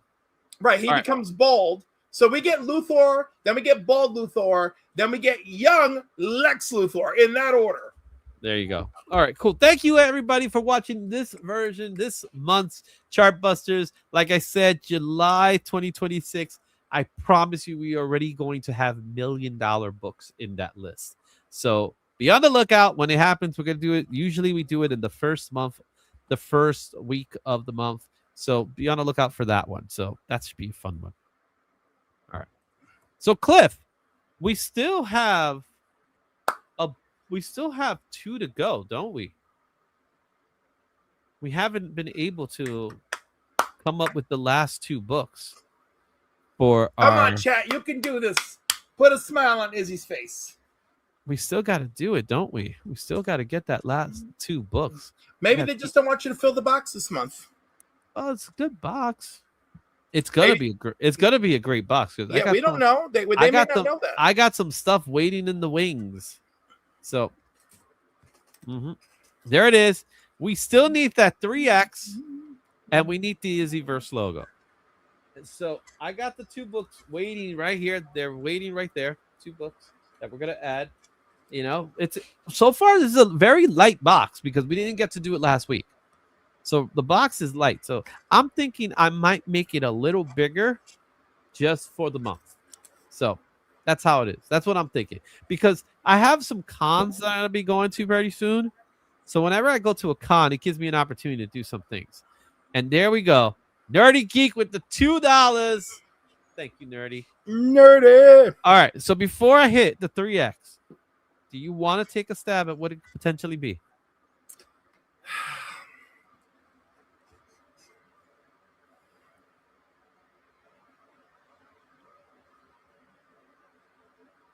I mean, it's gonna be Spider-Man. So I don't, but like Spider-Man is, I don't know. Spider-Man, the X-Men, Spider-Man Trouble Times 3, you know, Spider-Man, Spider-Boy, Spider-Clone team up. Yeah, I don't know. Every single guess you have has been completely wrong. Yeah, exactly. I don't know. Like, I can't, like, I'm just not thinking about this. It is Amazing Spider-Man 546, the foil variant, now on sale 3 times a month. There it is. Yeah, see, I wasn't gonna get that. Well, it was the one thing that I was trying to figure out. Okay, how can I make this one work? Because I don't even know how to say brand new day. Am I supposed to put like a sun or something like that? Like, how could I? You could have just put you know what? You could have put Mephisto's head. No, that would have been for the other one. I don't know. This is the after effect. This is the after effect. But we got the full edition of Brand New Day. It starts here. Great cover by Steve McNiven, written by Dan Slott. It started out. So there you have it. That's there. And then now we finally get to the point where we have our final book that's in the back. So Joffrey, it's 3X because 3 times now on sale 3 times a month. 3 times a week, 3 times a month. That's twist. That's the twist. So if you look at now on sale 3 times a month, that's 3X. You know, these bastards love shaking us down for money forever. 3 times a month. Well, so that's the thing. What I'm working on, I may have mentioned this to you a little bit, Cliff, but I am working on a Spider-Man feature that's going to come up. So actually, I spend the day today going to different locations, and Spider-Man locations. So I was at Roosevelt Island. I actually went to Forest Hill High School. I was there. I filmed a little bit there, and some other spots. And I'm gonna do some more. I'm gonna do some more on location recordings for this video. And I'm going to explain the importance about that 3X. So that's the whole thing. Yeah. So Pop is well aware of what's going on with this. So there is going to be a video in regards to that and the importance behind that and how it's happening. So I think it's pretty good history and stuff like that. So with that said, we got the last book in this batch. This is the biggest book of the bunch.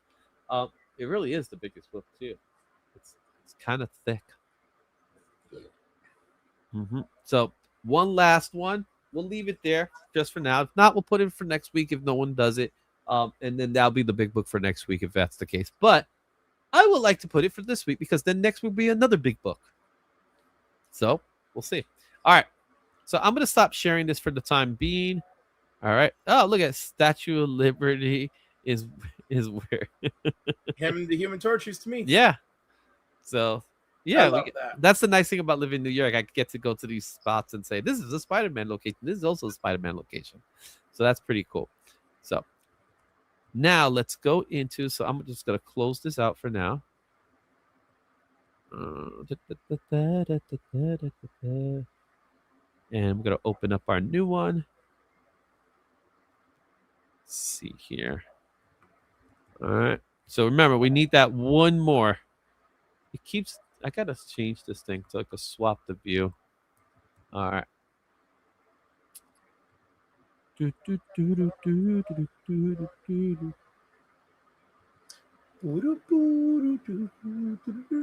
All right, guys. We didn't get to do it last week. So now it's time to talk about what's trending this week. And I would say there are some repeats from last week.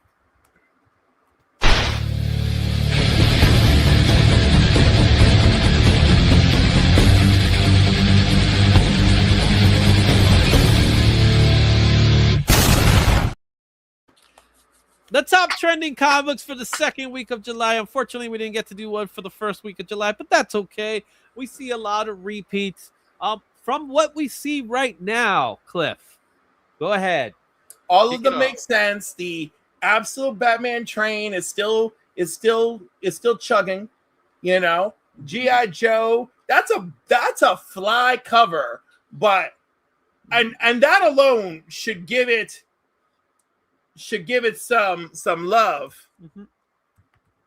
Yeah, I know somebody that may still have it. Up, we got to do it. Yes, We got to do it. We hit the goal. So we're gonna leave this for later. Thank you, Garth. I really do appreciate it. All right, let's All right, continue. so then we got the GI Joe gives a beautiful cover, and that alone I think is eye catching, and probably for people who like covers is probably a thing. But it's the fact that our homegirl Lara Croft Mhm. makes her appearance there in Homiverse continuity. You know, Yep. thank you, Comic Tom, for putting Homiverse in everybody's mouth. Yeah, I know. But it's okay. I like it. So yeah, Lara Croft, and of course the Tomb Raider crossover is coming, and it will be its own. Well, we'll talk more separate about it later. So, miniseries. you know, this is supposed to be the preview, dude. This is the preview. You can't do What, too dude? This is so you put 4 bangers up. and, Well, you know, that's the point. The point then, of is course, that they're we going to got make the list. Savage- They made the list, but you can't just Dragon give the whole thing 280, away. Written and drawn by Eric Larson, who I interviewed just last week. Go check it out on Cliff on Comics. And of course, it's got the final page. Whether you got the raw gangbang, or you got the splatter web gangbang, you know. But this one is for the splatter gangbang. And then last but not least, you know, we got Do a Powerbomb, and this is like whatever you call that Japanese blah blah blah. We'll right? talk about it. And yeah, you will, because you know better than me. But Mhm. I wasn't digging it because I felt like it defeated the purpose of this being the black and white. That is also true. I think that's interesting. So That's an like interesting I note. avoided it, and I could have grabbed it. So like whatever. But Yeah, it was very. I'm not a flipper, so it's fine. It was one of those books that I did pass it thinking the same thing, but and I loved it. I did pick up the regular standard one as well. So let's talk a little bit about these books. So there's your preview there that you know Cliff just can't help himself in some things. But let's take a look at some honorable mentions, starting with G.I. Joe, Real American-ish Hero. This is going way back in '84 with issue number 10. Now, why is it here? It's here. This is one of those that I think is just the stupidest spec. So, Yeah. Danny McBride was being interviewed. And in his interview, he mentioned the fact that he's currently working on a G.I. Joe project that is set in the town of Springfield, specifically this town of Springfield. Now, one of the things that I've noticed about this particular image, this predates The Simpsons, Yes. right?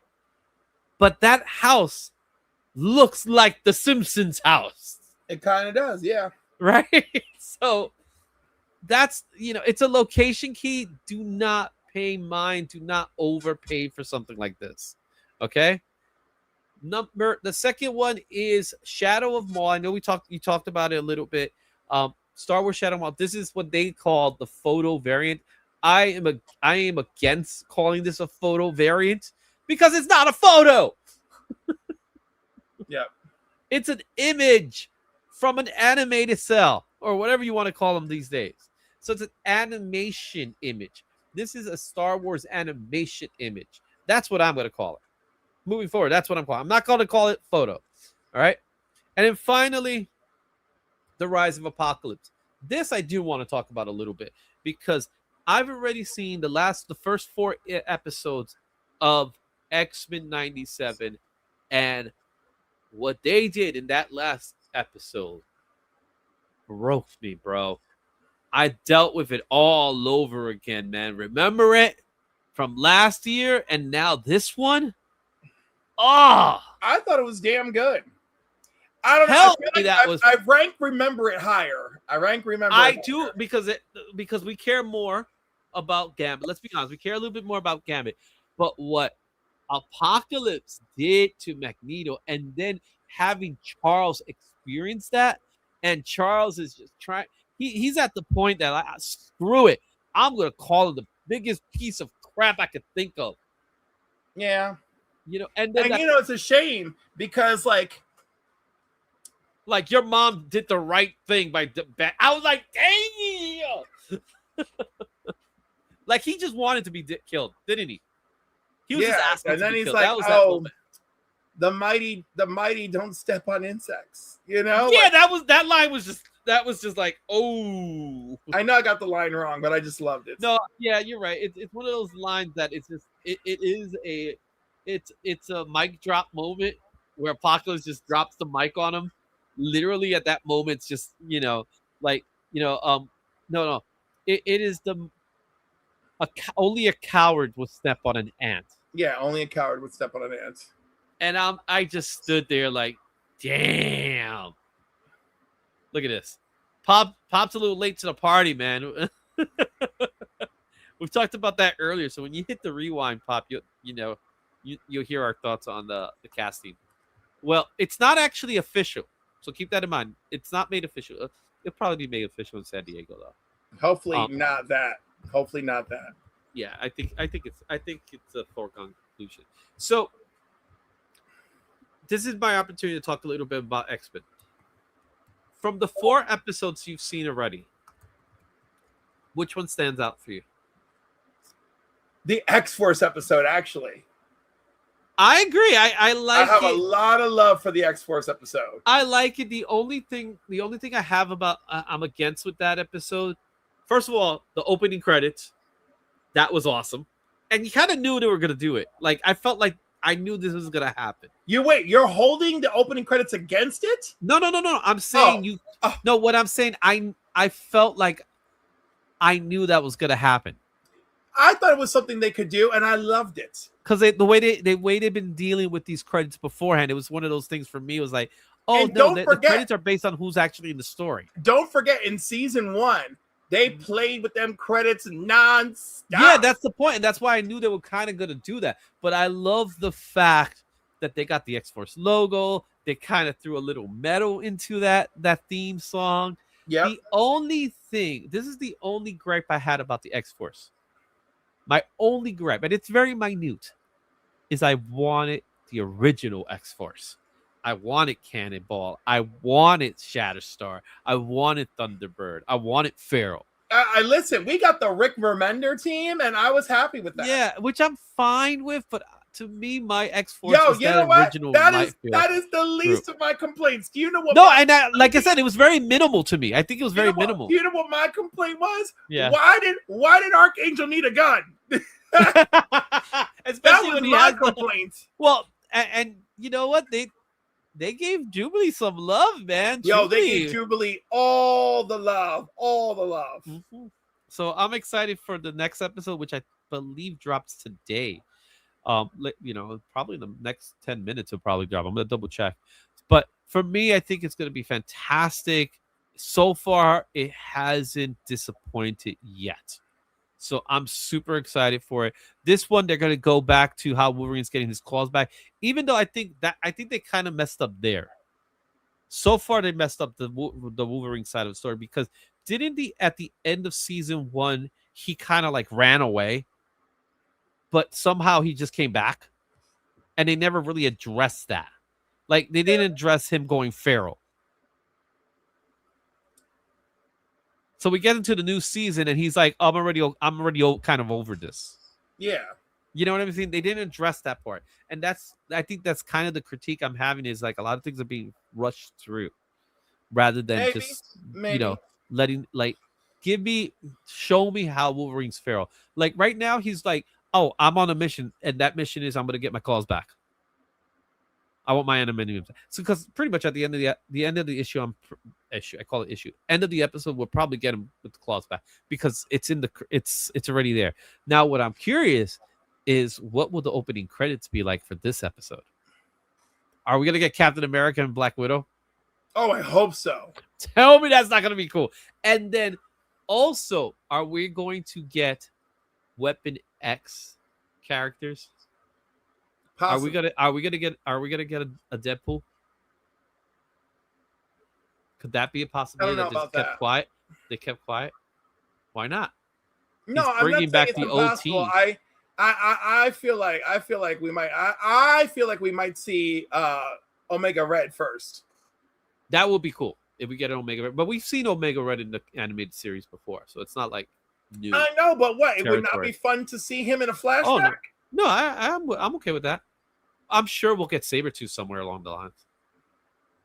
All right. Oh, Kane will be cool. That'd be cool. But Kane, isn't Kane more of a Cable's character?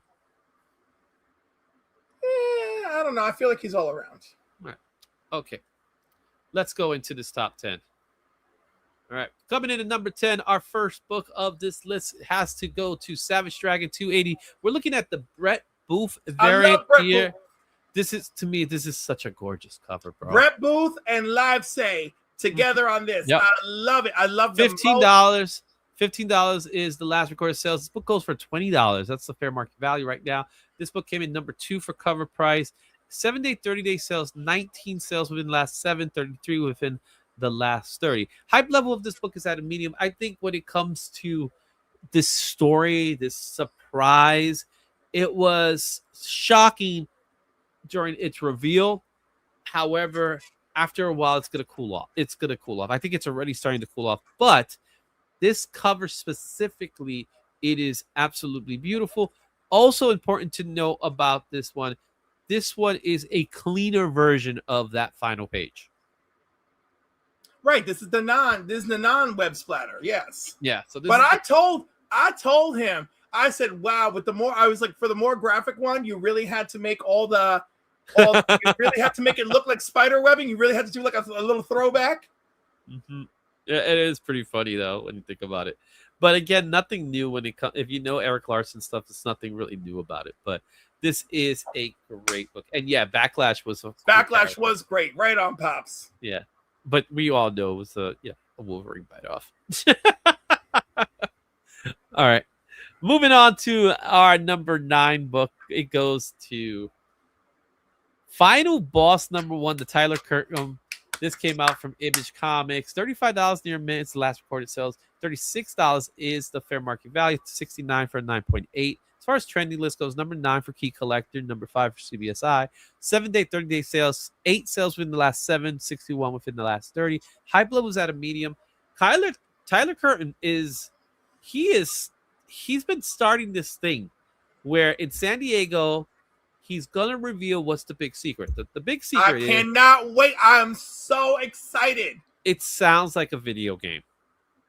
Listen, all I can tell you is I have been warning y'all for months. I've been like, pick up Final Boss, pick up Radiant Black, pick up Rogue Sun. I was like, and listen, I was not initially on board with Dork. After I heard him live on Cover Price, Bean, I fell in love with him, and then I'm on board with Dork. All right. Here's the thing. Here's the thing with this title. So this is the Image title, but there is also a Kickstarter version that is surprisingly low. Yeah, get it now. Surprisingly low. Get it. So because I'm giving you guys a heads up on that specific book because there's not a lot of buyers for it. So if this book does what it does as he's putting out, if this becomes a video game property, which is, again, that's what the rumor is, then you're gonna want to look for those Kickstarter books. Just like Mark Spears years ago with his Kickstarter books of monsters. Everybody likes Monsters number 1, but you got to go back to that Kickstarter one. That one's even more important. So be on the lookout for this book. It's cool artwork. And there's also what's also important about the Kickstarter book, and here's what's really important about the Kickstarter book. Not only is the Kickstarter book older, it also has the very first battle damage. That's important. And that's what started all these other battle damage covers. Mm-hmm. Everybody keeps thinking it's Invincible. Invincible was the first one. No, it was Final Boss number 1. So be on the lookout for that. You guys been told. All right, let's go into number 8 here. Number 8 goes to Nova. Number 1, My Birthday Book. That's right, guys. baby. It's My Birthday Book. Came out in 1976 on my birthday from Marvel Comics. $33 at a no grade was the last recorded sales. $49 at a very fine. $215 for a 9.6. Trending list goes number 2 for Key Collect, number 10 for CBSI, number 14 for Cover Price. And 7-day, 30 days, we got 21 sales within the last 7 and 60 within the last 30. Hype level is at a medium. I see you have your copy. I have a copy too. I put it away. I don't even remember where I put it, but I have it. Listen, I'm very proud of this one. I won this in an auction for $66. There you go. I purchased mine. But what why? does that mean? Both of us made a purchase. Well, yeah. But you said you won. Yeah, I won an auction, but that's still what? I did not pay $66. Anyway, let's go with why this book is in this list.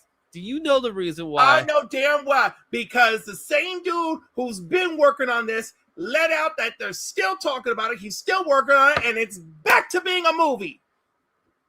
But it's not official. Well, I know, but it came from the guy who feeds the horse the carrots. It came from him. Yes, it came from him, so it got people hype. However, until it's made official, it's not official. Nova has been on the working block for years. Ever since Guardians of the Galaxy. That's how far back Nova's been sitting there. Why they haven't touched it, why they can't get Richard Rider up and running, I don't know. Now they're talking about a TV series? No, that was okay, fine. Whatever. The thing is just the fact that he brought it up at all, because I'm sure, like me, most people were assuming it was dead in the water. Mm-hmm. Well, he's up from the ashes. Exactly. Marvel's newest bombshell. So, you could call the guy a bombshell? Why not? I don't know. I just felt weird. It's like calling a woman handsome. I don't think so. Well, yes, she is a handsome woman. Yeah. So, I don't know. Yeah, but he's a bombshell, like a bombshell going off. Okay, not like a bombshell, like, look at me, I'm a blonde bombshell. No, that's what I'm thinking. Whatever. Ryder. Well, he was the cosmic version of Peter Parker. That was kind of like the approach. A little bit, and it's so funny because younger than Peter, and yet he thought he was older than Peter. I love that. Coming into number 7, it has to go to Batman 497, The Breaking of the Bat. This book came out in 1993 for DC Comics. There was a last sale of, get this, $8 for this book. But now the fair market value of this book is $22. However, the 9.8 is going for $68. As far as trending goes, it was number 3 for cover price. We have 23 sales within the last 7, 106 sales within the last 30. Hype levels at a medium for this book. However, as we draw closer to Nightfall and the animated series, this book is going to remain hot. Now, the price of this book mine's is inflated. To me, the price of this book is inflated. It's a dollar bin book, man. Oh, I don't think it's a dollar bin book. That's like saying the Death of Superman is a dollar bin. Those are not dollar bin books. Those are $5, $10 books, depending on the condition. Death of Superman's about a $20 book. And so is this. They have this was never a $20 book. Yes, it absolutely was. They have equal historical value. They were, and if anything, I know this was their answer to we can't do Death of Batman, so we decided to do Breaking of Bat. Yeah, but they turned into a 3-part saga, which was cool. Very cool. Listen, don't act like this was not a big part of our childhood. See, look, it wasn't where you live, but where I live. See, look, he sold it for $2. It's a dollar. Yeah, I get it, but I'm just saying, it's like I've seen this book. I've seen this book in conventions all the time in the dollar bins. Well, all the time, but they're usually not sharp. A sharp copy should go for about $10-$20. Dollar bin versions always there's got a dog ear or the block is incomplete, or the paper is kind of ripping off. Yeah, all right. I've seen it in the dollar bin many times myself, but usually it's because like it can't it can't. It's not up to snuff. All right. Okay, let's move on. But even still, I paid $77 for my slab copy, so I don't feel like this is too wild. It wasn't. It wasn't a break in the back. It was a chiropractor. It was a back adjustment. Okay. Thank you, Bobby. Moving on to number 6, and number 6 goes to Absolute Batman issue number 15, the first appearance of the Absolute Joker that came out not that long ago from DC Comics. $55, 9.8 was last sale. This book goes for about $14, $55, 9.8. As far as trending goes, it's number 6 for cover price. We have 27 sales within the last 7, 184 sales within the last 30. Hype level of this book is at a high. All right, I have a question for you. We talked a little bit about this yesterday. Travis and Lando and myself. With Absolute Batman number 1 reaching the heights that it's reaching, I don't believe this book will reach those same heights. I'll agree to that. But do you believe that this book has the potential to be the next bigger book from the batch? It's a tough one. I know. I personally do not see it, but I still cannot wrap my head around what goes on with Absolute Batman number 1. Okay. So I'm like not the right person. What's that? Like, and again, I mean, but when this book came out, I mean, I think this was a very heavily ordered book. I think people were hip to what this book was at the time it was coming out. Yeah, it wasn't. This one did not come in as a surprise like Absolute Batman, even though Absolute Batman was heavily announced. But it wasn't. The hype train already started, right? So, with that train started, obviously there was a very high printed count for this book, more so than maybe even Absolute Batman number 1. So, will this book reach the levels that Absolute Batman 1? I'm not saying it's going to reach that level because I don't think it can. But can it come up to a percentage similar to what All In is doing? But I think All In is another one. It could absolutely happen because nothing's impossible. I personally don't see it, but I could very well be wrong. But I also did. Yes, he did. Yeah, he did. I don't know. I feel like I don't feel like. Well, Snyder, when he does conventions, Snyder does request a higher dollar amount for this book. Okay. So Absolute Batman number 1. Is his steady paycheck not steady enough? Well, you know how they are now. They want. I know how they are when they got no other work going on, and I understand that. Right? Look at that, Christina Payne giving you much love. The road to 2K for Cliff. I am close. Very close. Mm-hmm. Continue. Thank you, Christina. Love you, baby. Okay. Ready to move on? Yeah. All right. We're at the halfway mark of the top trending books. And I'm 5. Can I just say how disappointed I am with Scott Snyder charging more for that book? Like, I'm just so disappointed. Like you're not starving. Like, other people who are doing that, like, the convention life is 90% of all they got. You know? Mm-hmm. They're charging more. I'm off. That's it. I'm off the box. Give me the gist of it all. With Savage Dragon 280, the 1970 retro Eric Larson variant. We have a different title for that variant. For 2026, it is now selling for $100. That was the last sale. You do know why it's the retro variant, right? Because it's got the Image Comics Group logo. Well, yeah, I know that. I know that. I just want for the uninitiated to know. Okay. Number 10 for Key Collector, number 2 for CBSI, and number 10 for cover price. 7 days, 22 sales, 30 days, 59 sales. Hype levels at a high for this book. As you mentioned, the retro is in regards to, it is an homage to the Marvel Comics logo from the 70s. They've done this plenty of times with this book. So I think he's done it for practically all the books here. However, this is also known as the actual splash page variant as well. So $100 is going for, boy. Like, I guess the kids can't get the magazine, so they I get this. feel like I don't know, that 100 feels a bit much. Well, that's still the fair market value. Okay, That's right, crazy. based on a week's worth of data. Oh yeah, that's the fair market value. Okay. Based off of 59 sales, let's be honest. Right, I know 59 sales. I'm just saying. Make good choices, people. Make good choices. Again, it was one of those situations where it caught people off guard. Honestly, I've seen crazier in other comic books, but because it was Savage Dragon for some reason, listen, don't buy. Listen, folks, do not buy it now. Okay, you just. Oh no, give it time. It's gonna drop. Now I am interested into why it's happening. Like, I read the story. All right, the kids were battling. I like this term, the Cool Whip variant. That's a good one. I like it. I'm gonna take that, Frankie. That's definitely a one. Super low print plus it's B, so it's rare. Okay.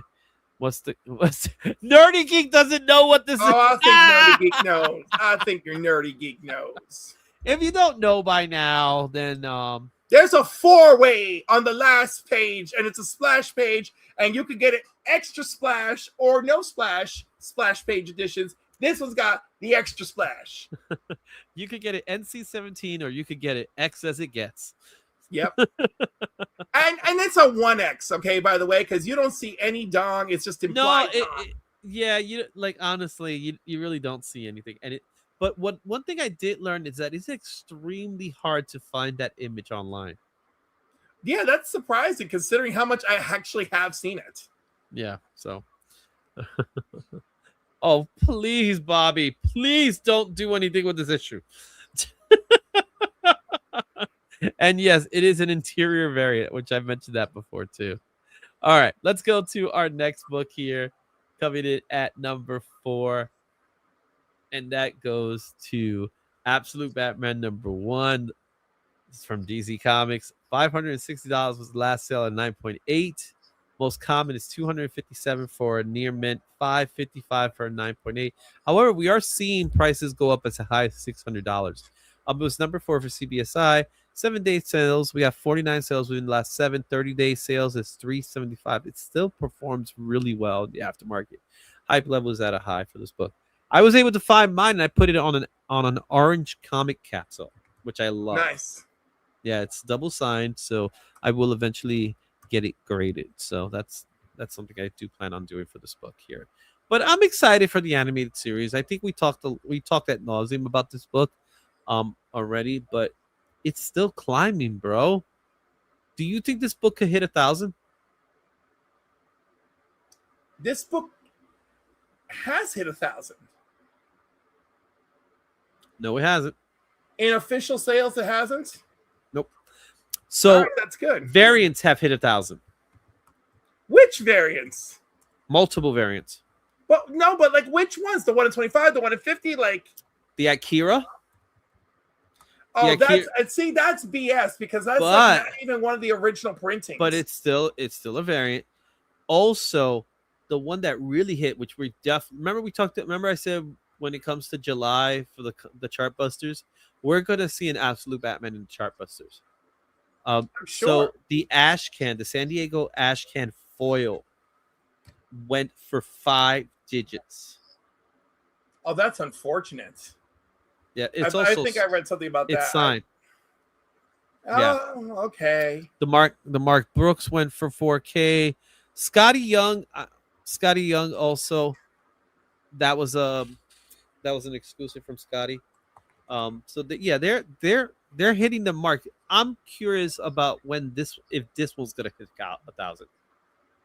Because I know I have absolutely seen Signature Series go for over 1,000. Yeah, but that's Signature Series.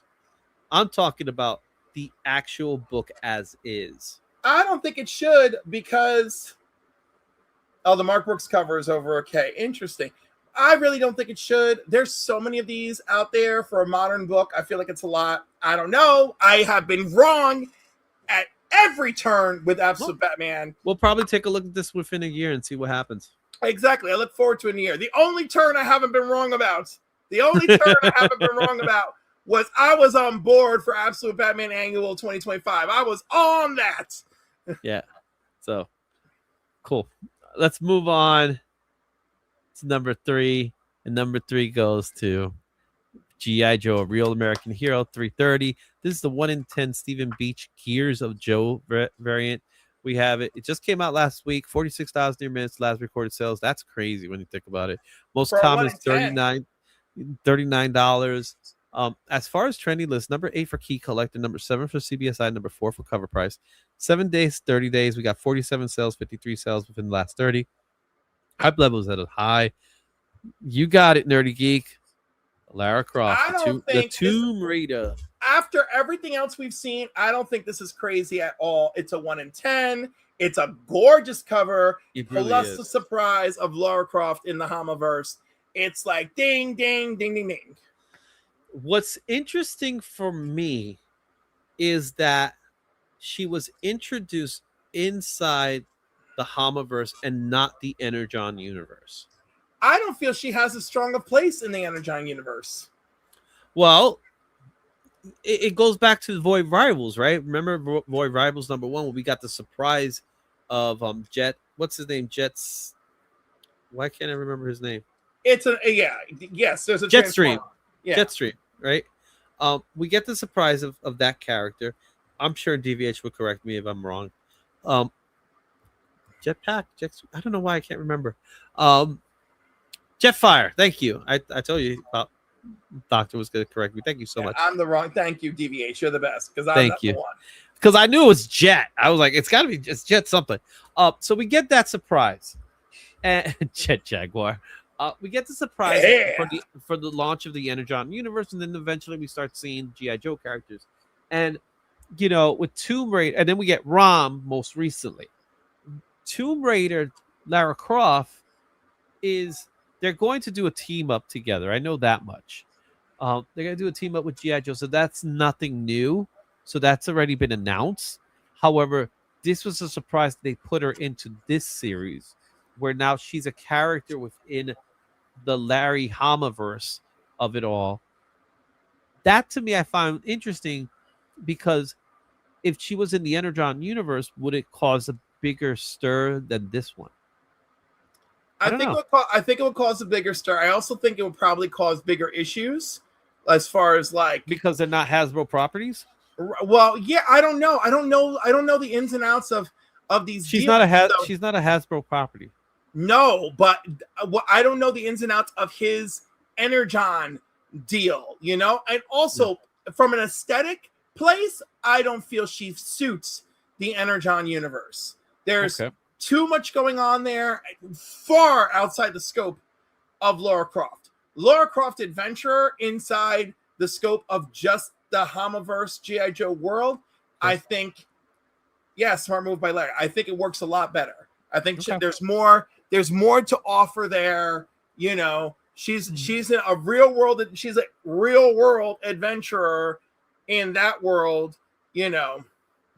Where they have to worry about the infiltration of Cobra.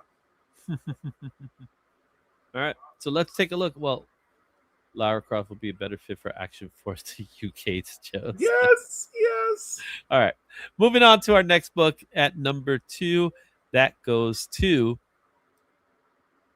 DC All In Special number 1. That this book has the first appearance of the absolute Batman, Superman, Wonder Woman. I'm going to tell you right now, this book has blown up. 96,000 near mint was last recorded sales value, but that's not the point. The point is $149 in near mint, 321 and 9.8.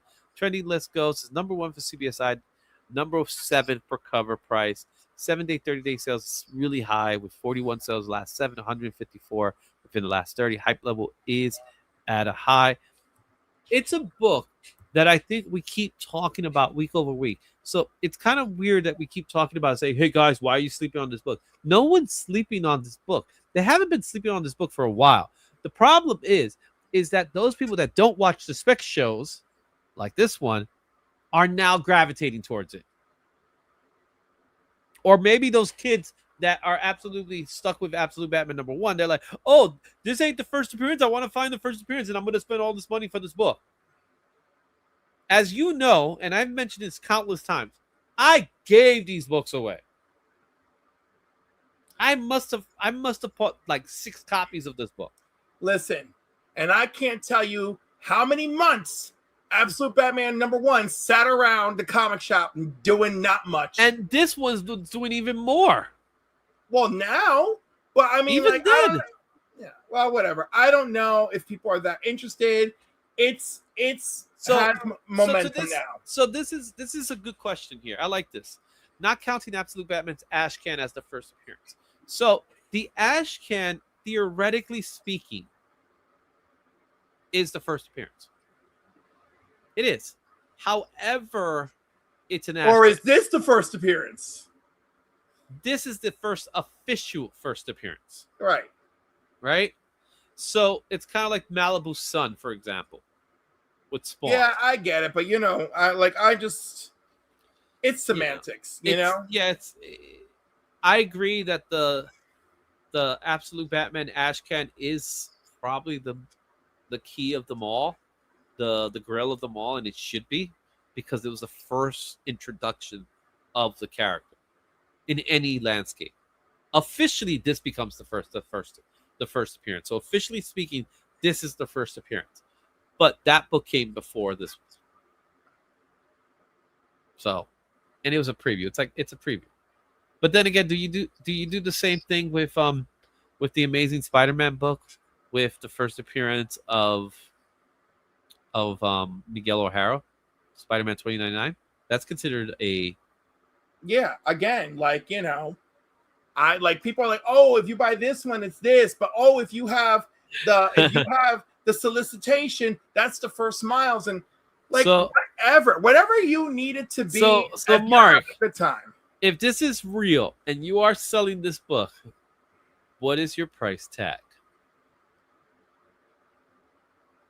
Because I could believe Mark having an Absolute Batman Ash Can. That I could believe. But I'm curious to know. Too. But I'm curious to know what he would sell it for.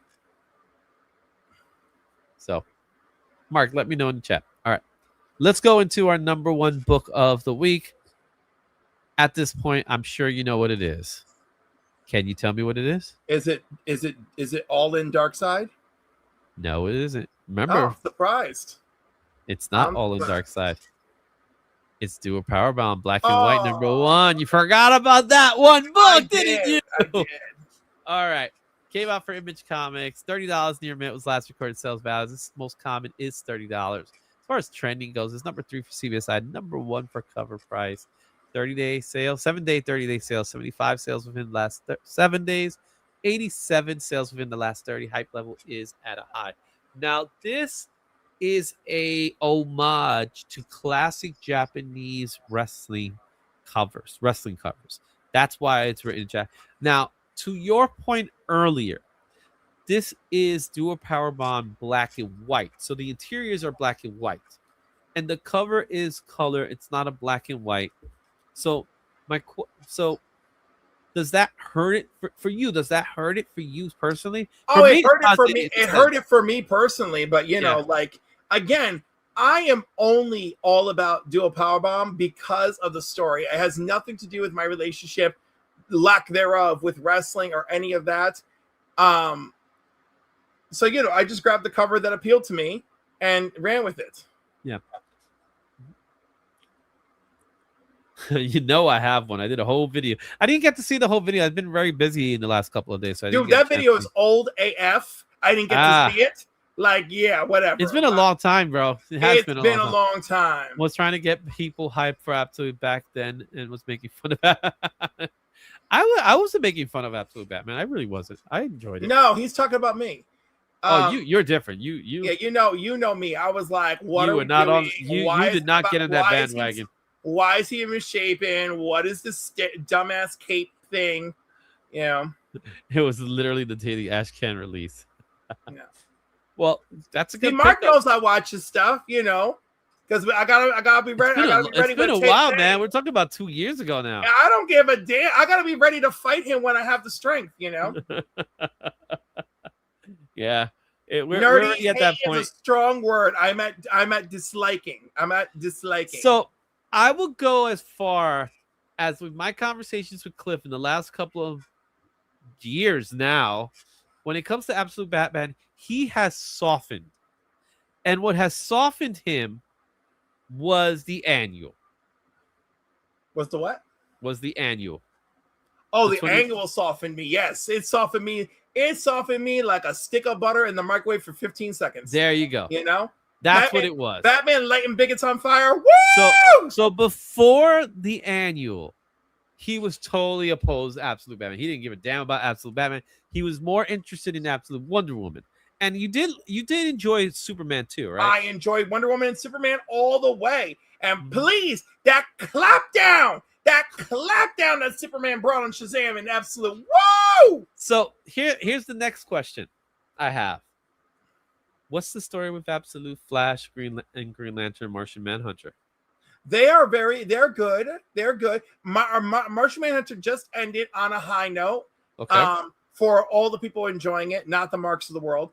And then Green Arrow is the current one. Green Arrow, I think everyone's on board with Green Arrow. I think everybody's on board with Green Arrow. It's like, who is he? What is he? That's yeah. The what is he? I think it's the big part. You know, all about. I can't wait to read this issue of Green. I actually look forward to Absolute Green Arrow. All right, so let's talk about this book that we have in front of here before we end our day. Do a Power Bomb, to me, was one of the very few books that I read when I came back from my hiatus from comics. So when I came back from my hiatus of comics, this was one of those books that was in the shelves. I picked up issue number 1. I was like, I just returned. I started a YouTube channel. I just returned to buying comic books. I bought this book. I read it.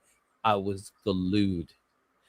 The other book that I felt the same way was one. Oh my goodness, why are the names escaping me? Is it 1 Billion Genies? 8 Million Genies. 8 Million Genies. Yeah, that was. I'm like, why is the name escaping me? So the other one was 8 Million Genies. Both of those two books were like, oh, I love comic books because of these two books. Do a Power Bomb was everything I loved about comic books and everything I love about wrestling rolled into one book. Daniel Warren Johnson did a masterpiece with this. I think this is his best work personally. Mm-hmm. It is so emotional. It is so breathtaking. The artwork excels. The twists and turns of the story as well is amazing. So if you haven't had a chance to read the story, I don't want to spoil it or anything like that, but it's not when you think of wrestling comic books, don't think of it as wrestling comic books. Think about it as excellent storytelling done through the set of a wrestling. Murder Falcon. You know what? Murder Falcon's one that I haven't really got into yet. I've been when you do is that and Murder Falcon. These are my two favorites. Yeah. If DJ Lynx had not bought me a copy of this, I would not have ventured off on my own to go and read Murder Falcon and then just cry my eyes out because I love these stories. Oh my God, like Daniel Warren Johnson. Rest in peace, Bruce. Won me in such a way with these two stories. Yeah, because he understands storytelling better than most people today. And that's what makes him excel. Now, what's also interesting about Daniel Warren Johnson is that he's for the most part, he's kept himself very exclusive to what he does. I like the fact that he went off, he did Transformers, but then he left to do his own thing. So he constantly goes back to doing his own thing. I can't wait to see what he does outside of it, the indie scene and things like that. I want to see him do work with some of the DC characters, some of the Marvel I would like characters. to, but I want to see him do a legit Star Wars story because he loves Star Wars just as much, bro. He loves Star Wars just as much. Also, I thought I was gonna hate Wonder Woman Dead Earth, and it turned out to be a banger of a story as well. So, congratulations to Daniel Warren Johnson. Do a Power Bomb is the #1 book for this week. With that said, guys, that's right, Pops Addict. Wonder Woman Dead Earth. What are your thoughts? Which books did you get? Share your thoughts in the comments and stay tuned for next week's ranking. And with that being said, look at why it keeps showing that. I don't know. It's time to show the final book because we did have one, didn't we? Yes. And thank you, Garfwang. I think you're gonna like this book, sir. I might. Is it still Spiderlicious? It's still Spiderlicious. And it's a book that, we are going to celebrate Spider-Man 1000. So I figured this one will be a very appropriate. It is a Midtown Comics exclusive of Amazing Spider-Man 1000, the Ryan Stegman cover. You mean Amazing Fantasy? Yeah, Amazing Fantasy 1000. Yeah, Amazing Spider-Man, it's not till September. Yes. This is a cover. Right, and it's the Hulk Angle #1 homage, right? Yep, it's the Hulk annual #1 giant size homage. It wasn't giant size. I can't. They all blur together in my mind. It's a very thick book, so this is really cool. I can't wait to give this one out. I love it. Look at this thing, gorgeous. So that's been added. That's been added to our first pile. So we got our Spidey books for this week. Let's see what next week's gonna look at. So we got the Amazing Fantasy 1000.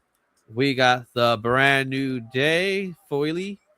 We got the Marvel Team Up Spider-Man Dazzler. We got Jackpot #1.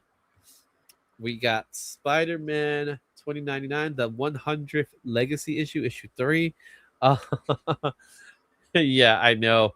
I know what you mean. They did the same thing with Marvel Comics, didn't they?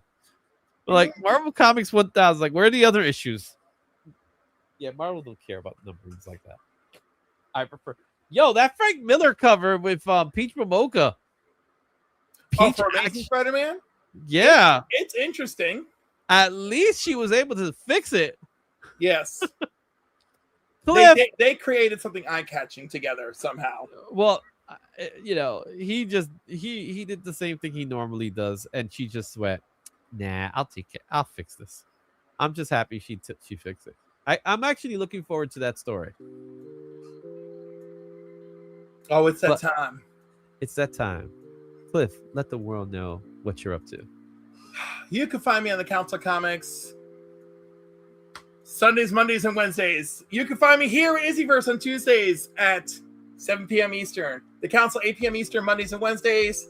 Sometimes I show up places on Friday nights at 9 p.m., whether it be with Rob at Not Near Mint or over on Fable's channel. Comics and Coffee is typically on Sundays at 10 a.m. I don't have a guest for this week. I will have. Never invites me. Well, are you available Sunday at 10 a.m.? This is your chance. I'm not. Okay, well then too bad. You and Mark will remain on. Oh, so I'm with you Mark and Mark here. Will remain December 28th. December 28th. Also, November 31st. Anytime you two want, those dates are always available to you. I'm gonna get on February 30th. Okay. 2029. Yes. All right, guys. In case you didn't know, please go watch my Fred Van Lente interview. It is a fun interview. It's about 30 minutes. Go check it out. Talks a little bit about his history, some of the comic books he's talked about, something to do with Iron Man and Marvel Adventures and how they weren't able to take revenge. It's a great interview. It's a fun interview. Also, thank you so much for the love for the Heroes Convention special that came out last week. It's getting a lot of traction. I really am grateful for it. Those are still up. Leave a comment. When you leave a comment, it shows YouTube you care. So it's all about the engagement, guys. Until then, guys, we're going to let you go. We will see you. Not just you, Izzy.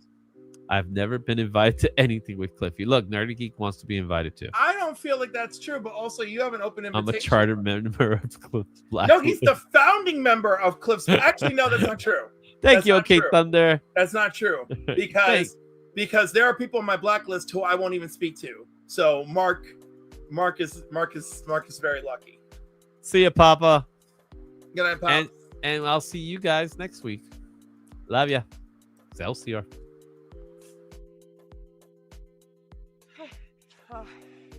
I think this is it. I think you're about to go home. Okay. Look, Thank you. Thank you.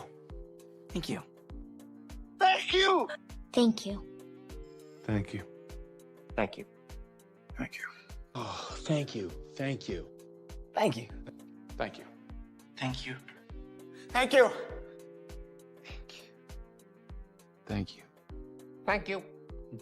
Thank you. Thank you. Thank you. Thank you. Thank you. Thank you. I never said thank you.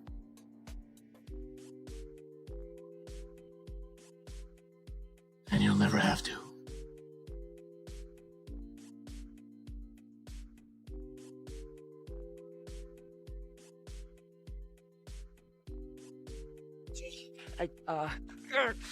Thank you. Thank you. Thank you. Thank you.